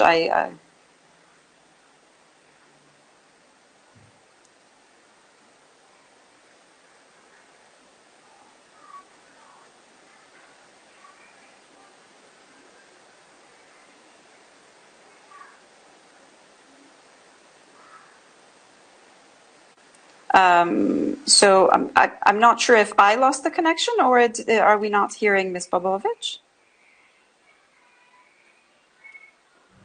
I'm afraid we have a technical problem online, because we can see Ms. Babovic, but we cannot hear. So maybe in the meantime, we can get Mr. Grin to pose his intervention, and then if we can reconnect to Ms. Babovic to wrap it up, and then get Mr. Bocek. So Mr. Grin, if you can connect maybe, and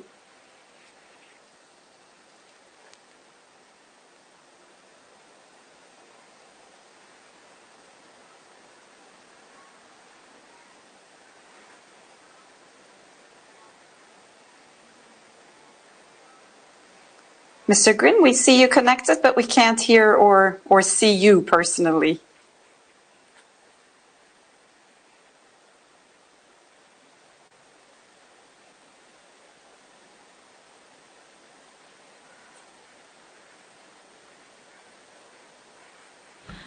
Monsieur Green, comme nous ne vous voyons pas et nous vous entendons. Mr. Green, since we can't see you nor hear you, maybe you could send your question to the private chat, and then we could let everybody have it. We will be able to share it with our panelists and be able to hear. Shall we maybe reconnect then to Ms. Bobovic to wrap up if she wishes to do so? I think she was wrapping up her comments.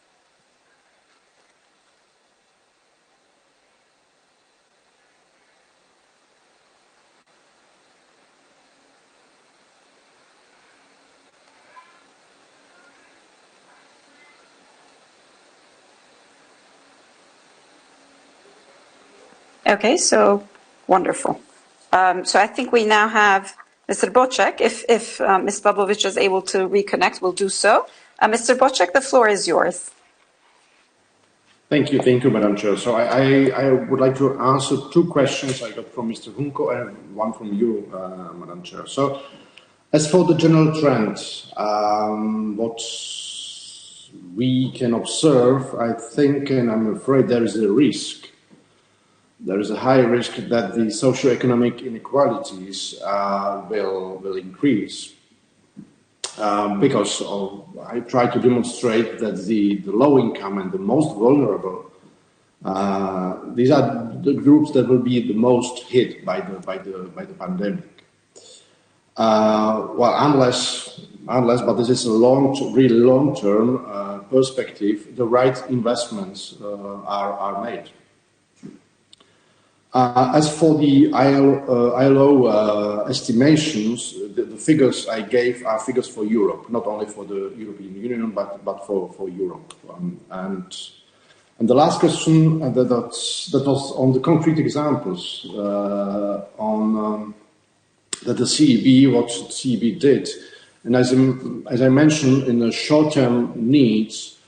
To satisfy the short-term needs of our member states, we approved more than 3.1 billion loans to requests that we got from our 19 member states.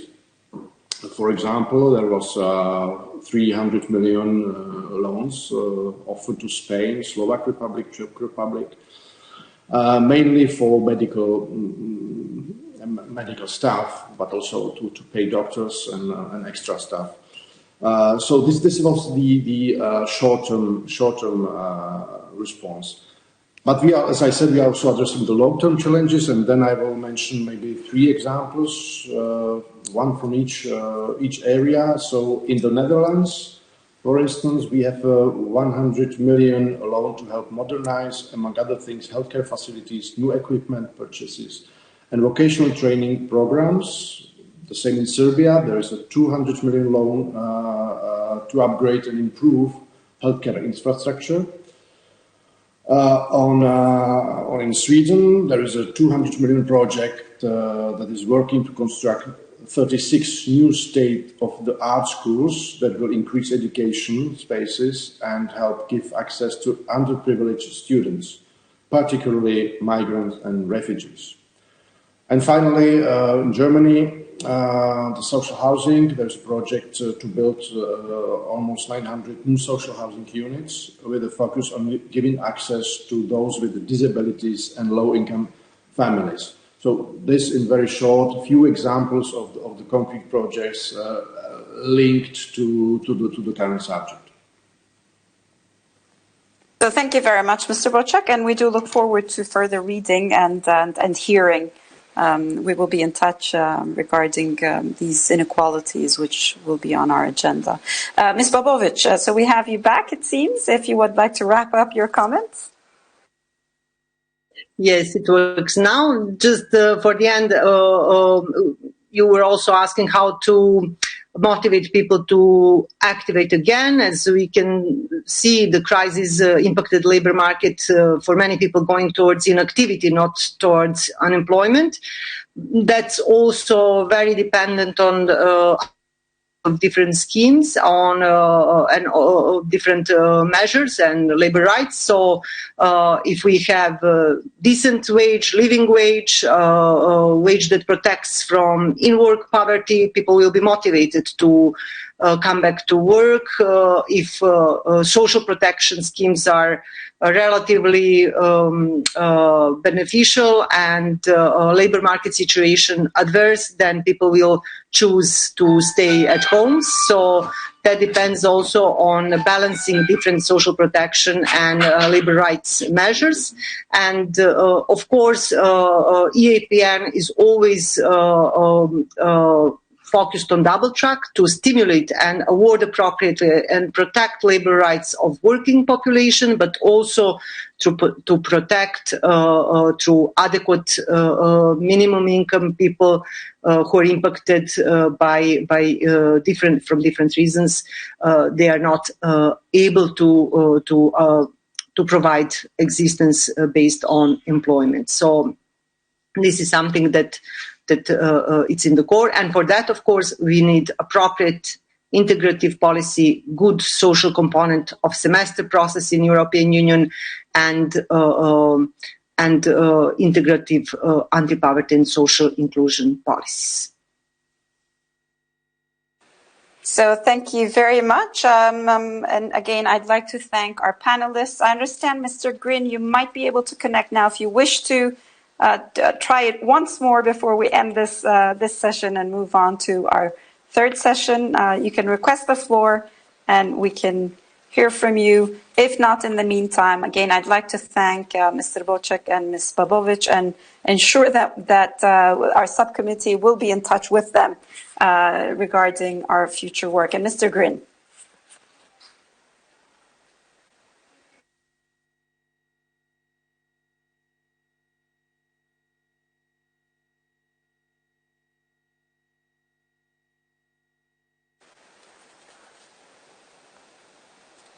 Yes, Mr. Green, we can, if you could maybe speak up, we might be able to hear you.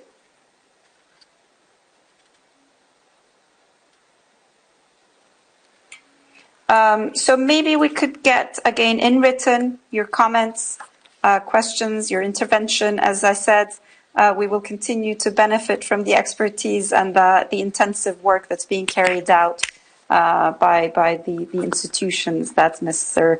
Bocek and Ms. Babovic represent, and we will be in touch with them, so we will be able to convey the messages, the questions, and continue to the work. So I am, once again, very grateful for all the interactions in our second session. We can now proceed to our third session, which is further looking into the maybe farther future from today, where we will be able to discuss investing in the future towards a more balanced, inclusive, and sustainable development. As the representative of DIW Berlin Macro Research Institute could not join us today, I turn to Mr. Andrew Watt, who works for the Macroeconomic Policy Institute of the Hans Böckler Foundation in Germany. Mr. Watt, given that your area of expertise is in public investment from a macroeconomic angle, we would very much appreciate hearing your contribution on the role the state should play in fostering the investment of COVID-related rescue packages, not only about saving today, but also ensuring that we are able to save tomorrow through a more balanced, inclusive, and sustainable development. Mr. Watt, the floor is yours. Welcome. You need to request the floor in order to be able to. Wonderful. And once you're given the floor, if you could press the icons regarding the microphone as well as the camera. Wonderful. Welcome again. The floor is yours. Okay. So thank you very much for inviting me to speak to you. It's a great pleasure, and Greetings here from Düsseldorf in Germany. Bonjour, tout le monde. Thank you for inviting me to speak. I have prepared a presentation which I will now try and share with you. Share screen.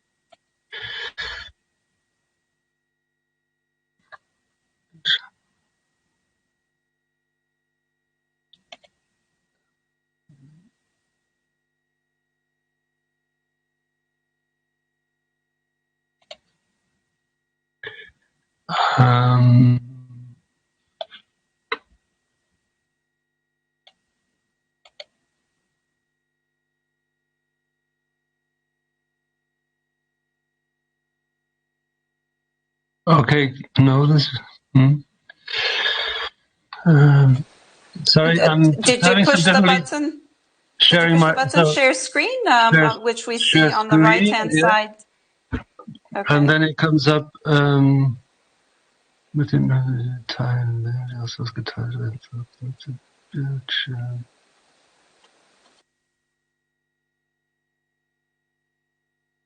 Okay, sorry, I had to click on it. Okay, now it should.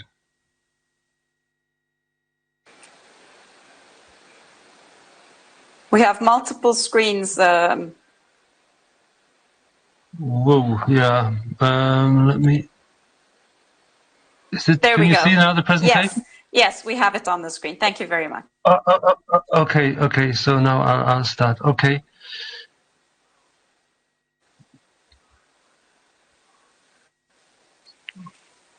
Yeah, it's a little bit distorted.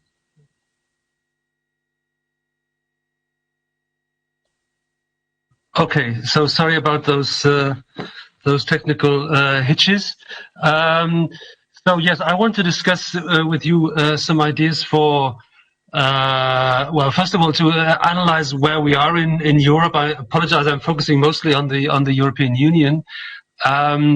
Where we are in terms of the recovery, what the economic situation is, what the forecasts are, what plans are already in place. And then I want to discuss a little bit some ideas about what we really would need in Europe to ensure the recovery, just as you, the moderator, has just said, also with a view to longer term issues such as decarbonization and climate change. So we just produced a forecast in my institute. So I just took the liberty of just copying up the first page here for those of you who read German, but I can translate the title, which is Rapid but Incomplete Recovery After a Historic Decline.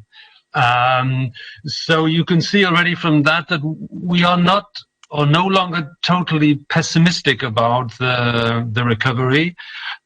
So there are some signs that the European economy is starting to fire on maybe not all cylinders, but on quite a few cylinders.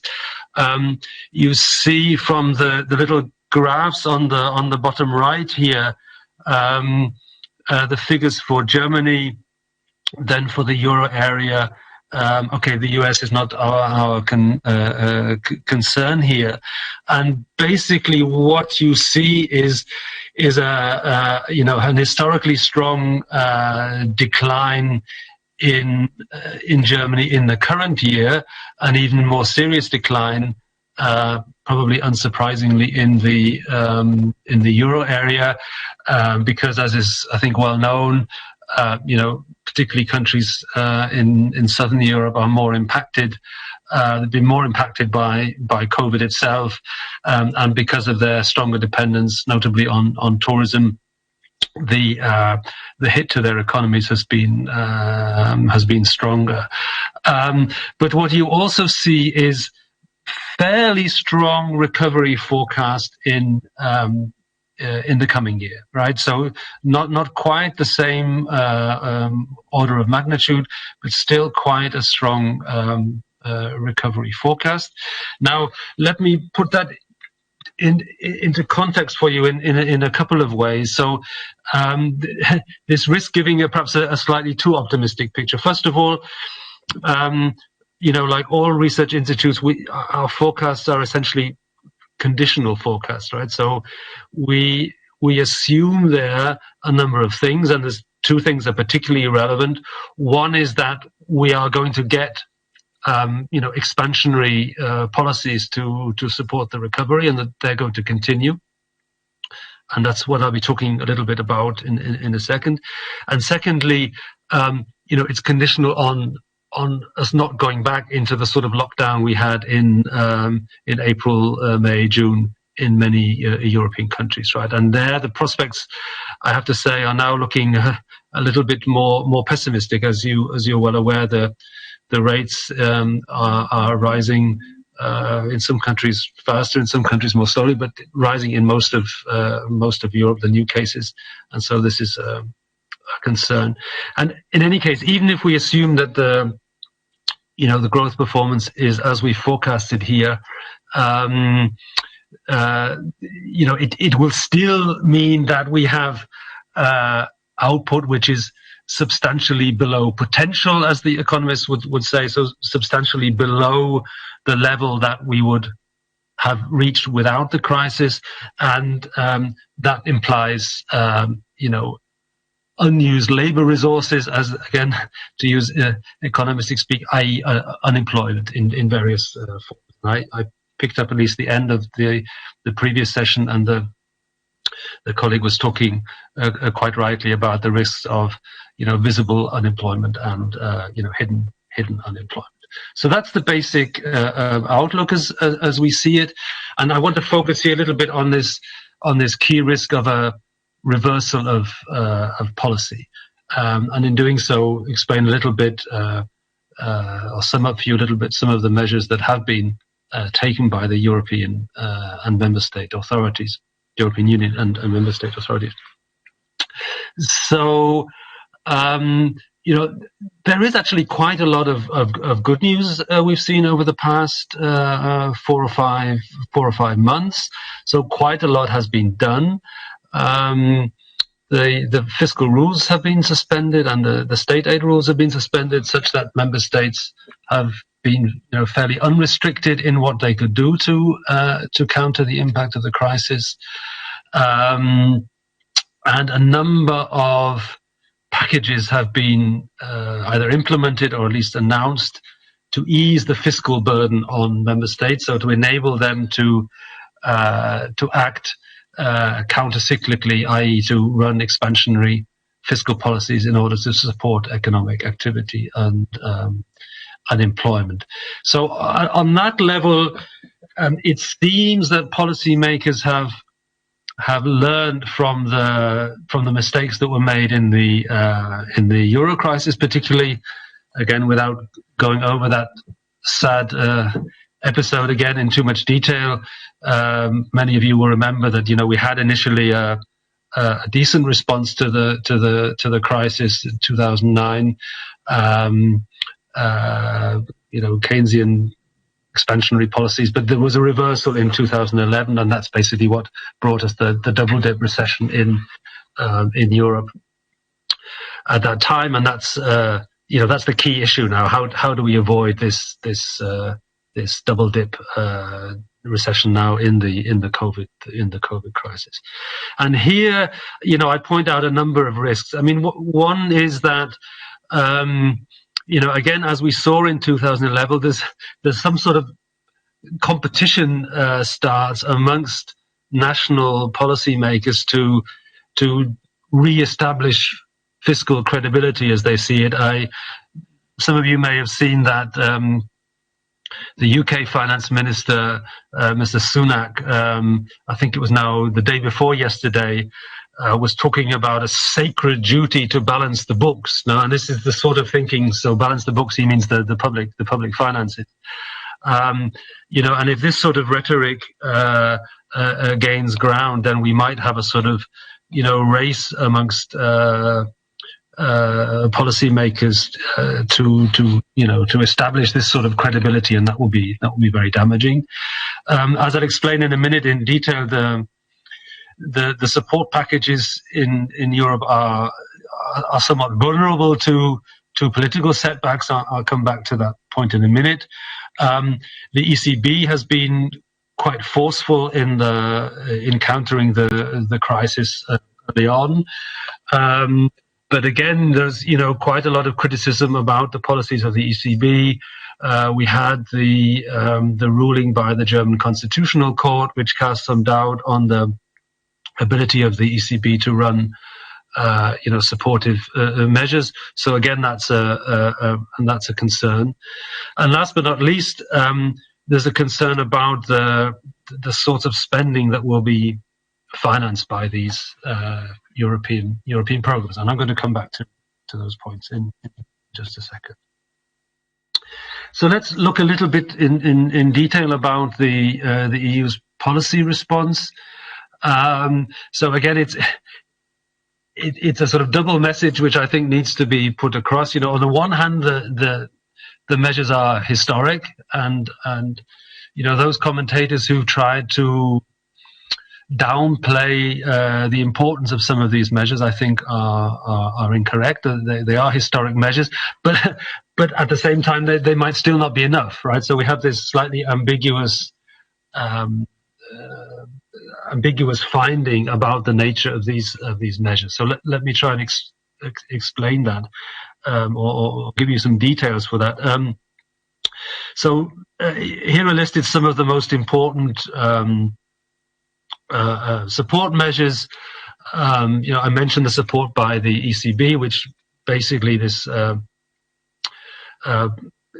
enables the ECB to purchase the sovereign bonds of countries, specifically of countries hard hit by the COVID crisis, and this has helped to avoid interest rates increasing in countries like Italy. This has been a quite effective measure.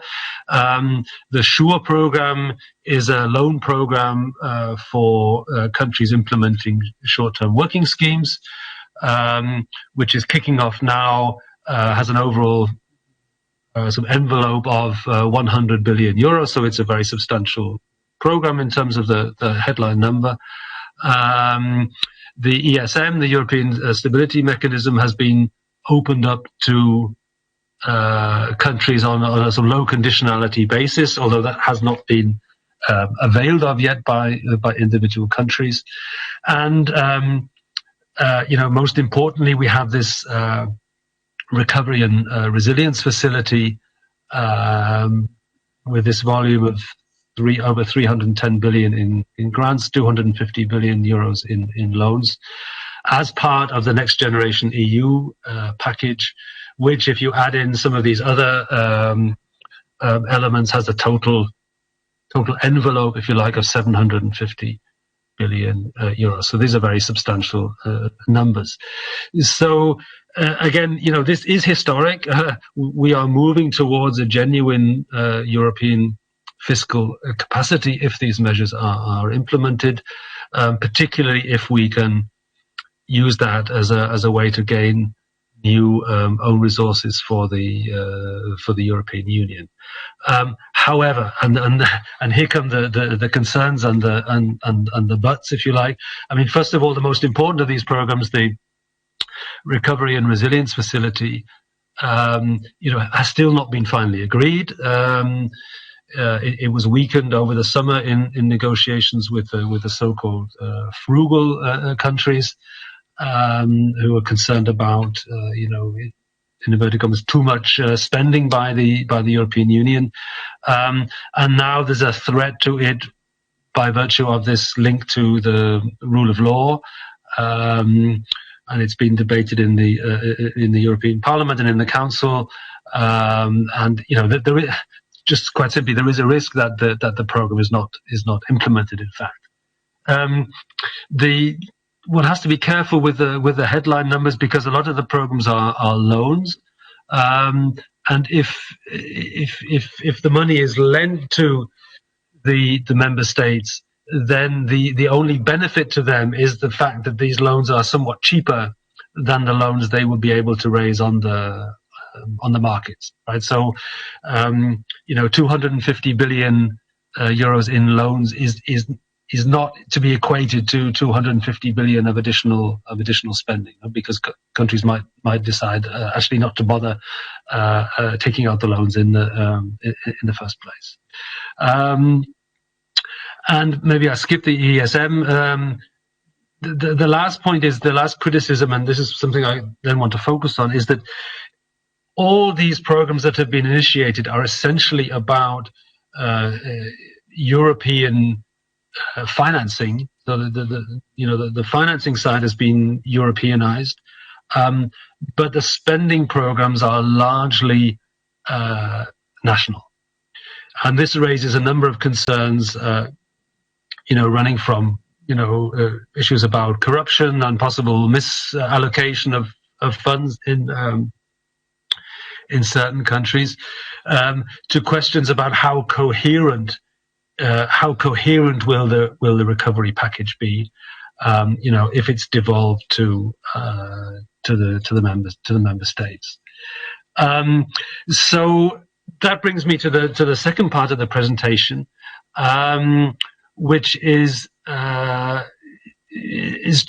share with you something that my institute, the IMK, together with the OFCE in Paris and the WIW in Vienna, have come up with. Maybe I just quickly skip to the next slide. It's here. It's you can download this document, how to spend it, a proposal for a European COVID-19 recovery program, and there you have a lot of details about what we propose in the program. What I'll do here is share with you a few of the main points, if I may. So, what we propose is overall, it's a more medium or longer term program over 10 years, involving a total of 2 trillion, so 2,000 billion euros in investment in EU-level projects, mostly in EU-level projects. And we have three main focal areas. One is public health, for obvious reasons. The second is transport infrastructure, and the third is energy, renewable energy in particular, and decarbonization. So you see a link here between, as was said in the introduction, an attempt to link short-term recovery and employment concerns with longer-term goals, in particular decarbonization, but also the goal of ensuring the cohesion, the geographic cohesion of the European Union. And this, as I'm speaking here to the Council of Europe, this would also have impacts depending exactly on what was done in some of the neighboring countries, for example, to the east of the European Union member states, which are members of the Council of Europe. Yes, I think I've said all those points. So let me.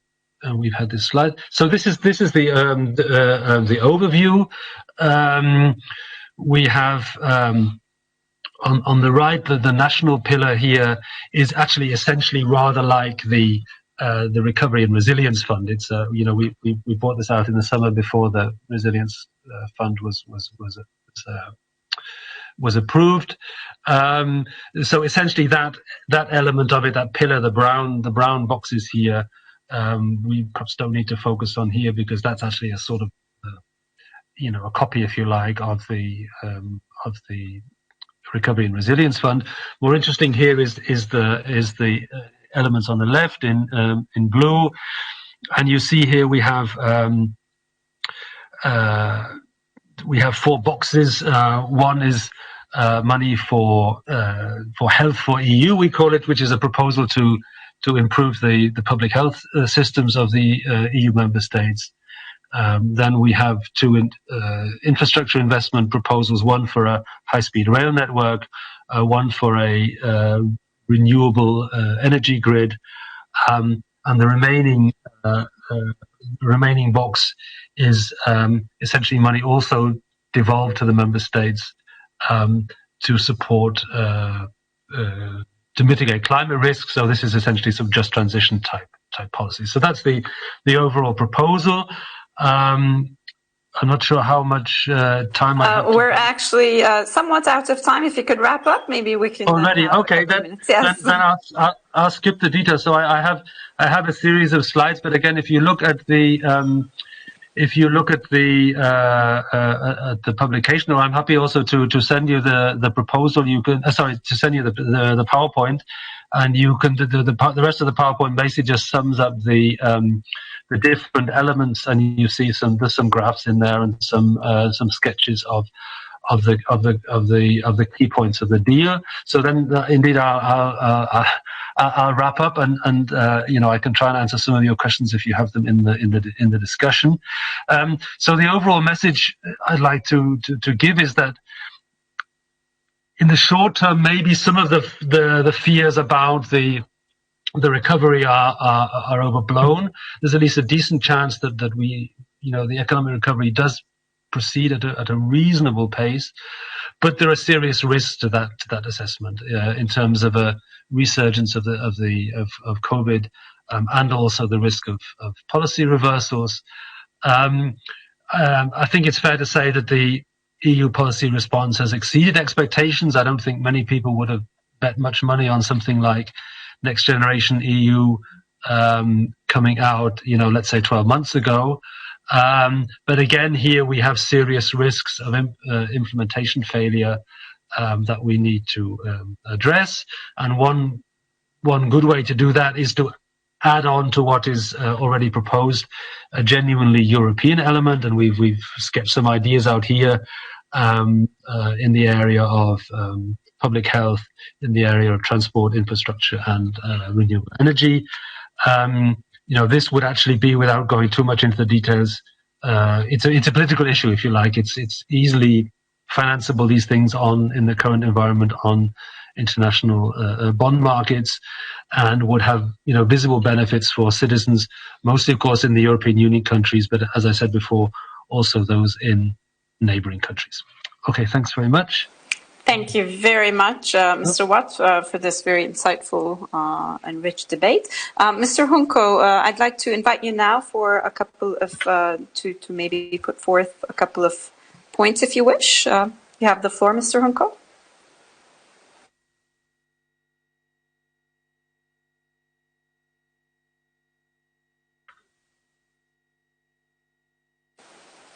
Okay. In the meantime, while we await Mr. Junco, I have one question on whether or not we could think about the state conditioning these loans that they get in terms of when the finances are given to the enterprise, in terms of expected environmental benefits as well as possible social impact.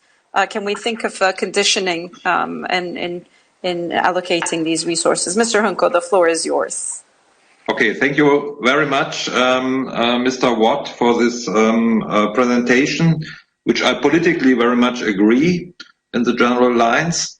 I just would like to refer, because you mentioned the last reaction to the big financial crisis 10 years ago, which you very much criticized. I would like to remind that our committee in the Council of Europe, the Social Affairs Committee, made in 2012 a very critical report and on austerity measures, and this, as far as I know, was the first international report which affected as well afterwards report of the European Parliament and so on. So now we start probably a report on the socio-economic consequences of the current crisis. And my first question to you is, because now the reaction, if in general seen, the reaction in the European Union, in the national government of the Council of Europe states, the general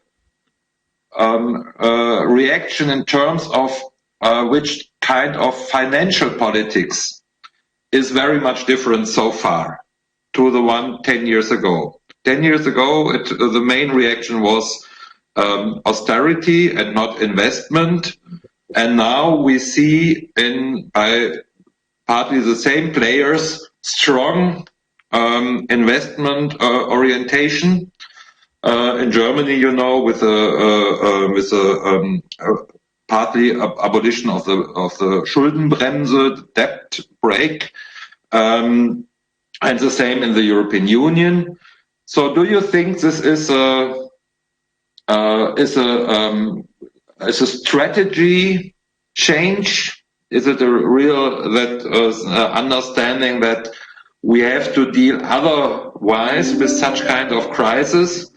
Or do you think this is a part-time situation and let's say next year, as you referred to the British finance minister, we will face a new wave of austerity measures which will of course affect the social rights of European citizens. And my second question, and then I stop because we are running out of time. We see you referred very much to the European Union packages now, especially on the Next Generation EU fund, which is, as far as I know, has a volume of 0.8% of European Union GDP, more or less.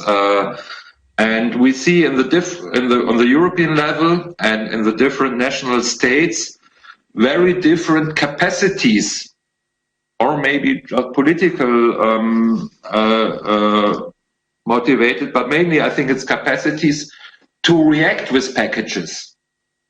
In Germany, we have really, I would say, very huge packages, and a lot of people here are surprised how much the government is mobilizing money for the situation and to help economy, to help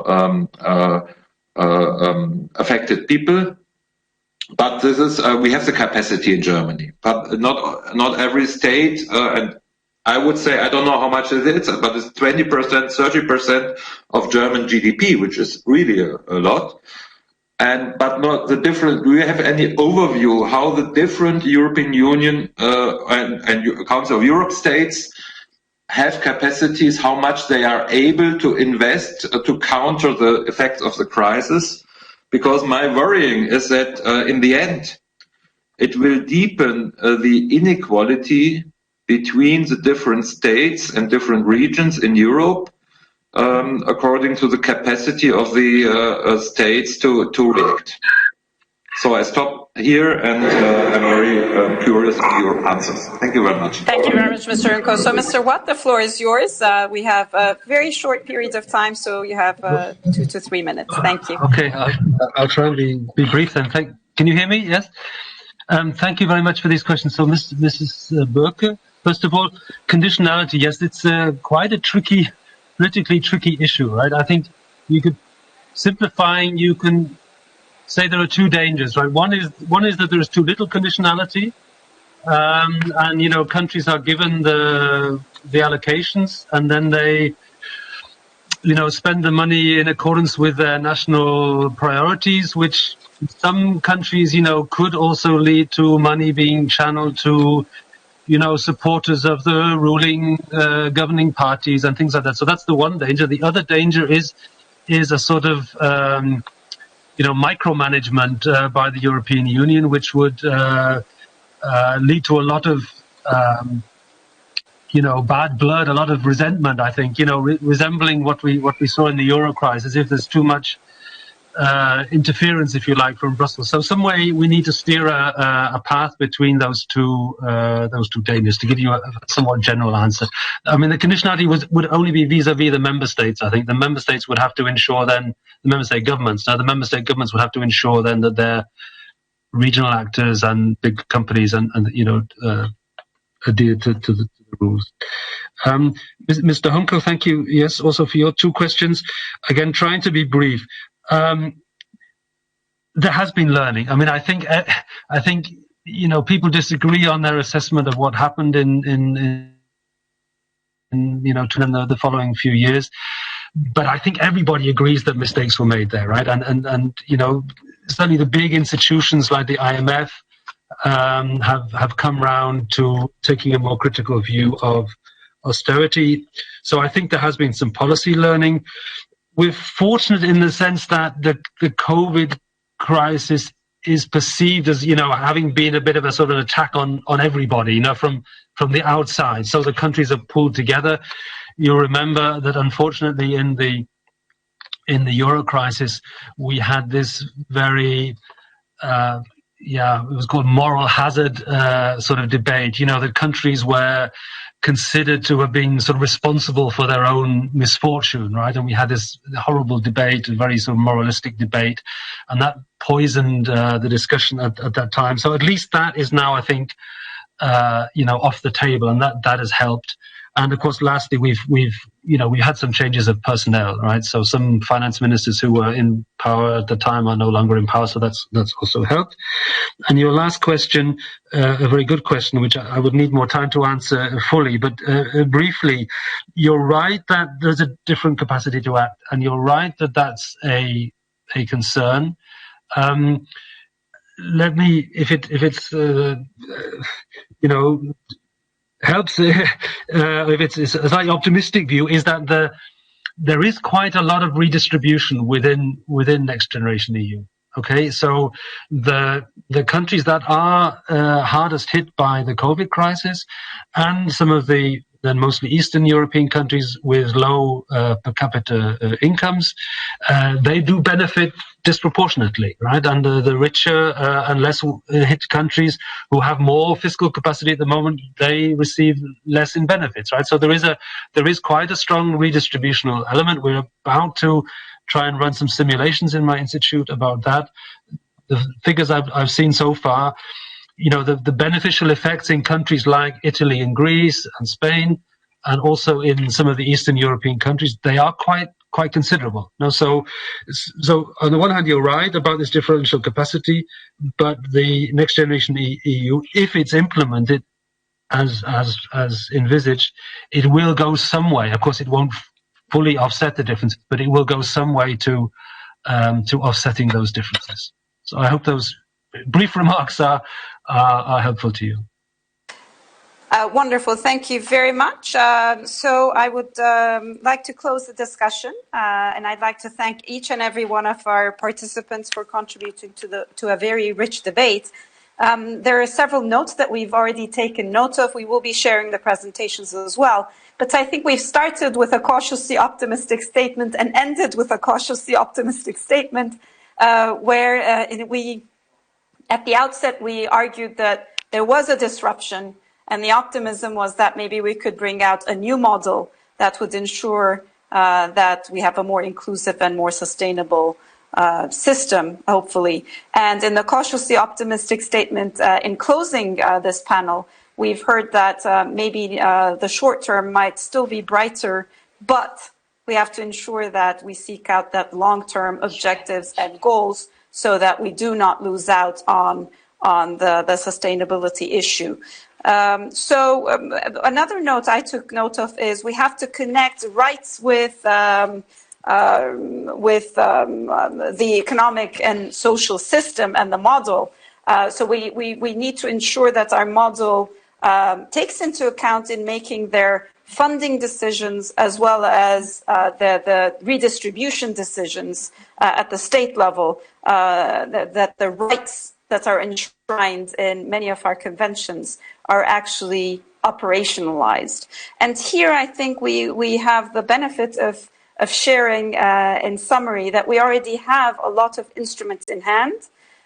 We have heard of the European Social Charter and how it's a useful framework, and so ensuring that more and more member states ratify with less exceptions. And we have the collective compliance procedure adopted across our member states is one instrument. CEB has proposed and put forth their work. We have several networks across our member states and across our geography who has been contributing to the work. So we will be pushing further with reports that are prepared in our committee and that will be prepared in our Committee on Social Affairs, Health and Sustainable Development.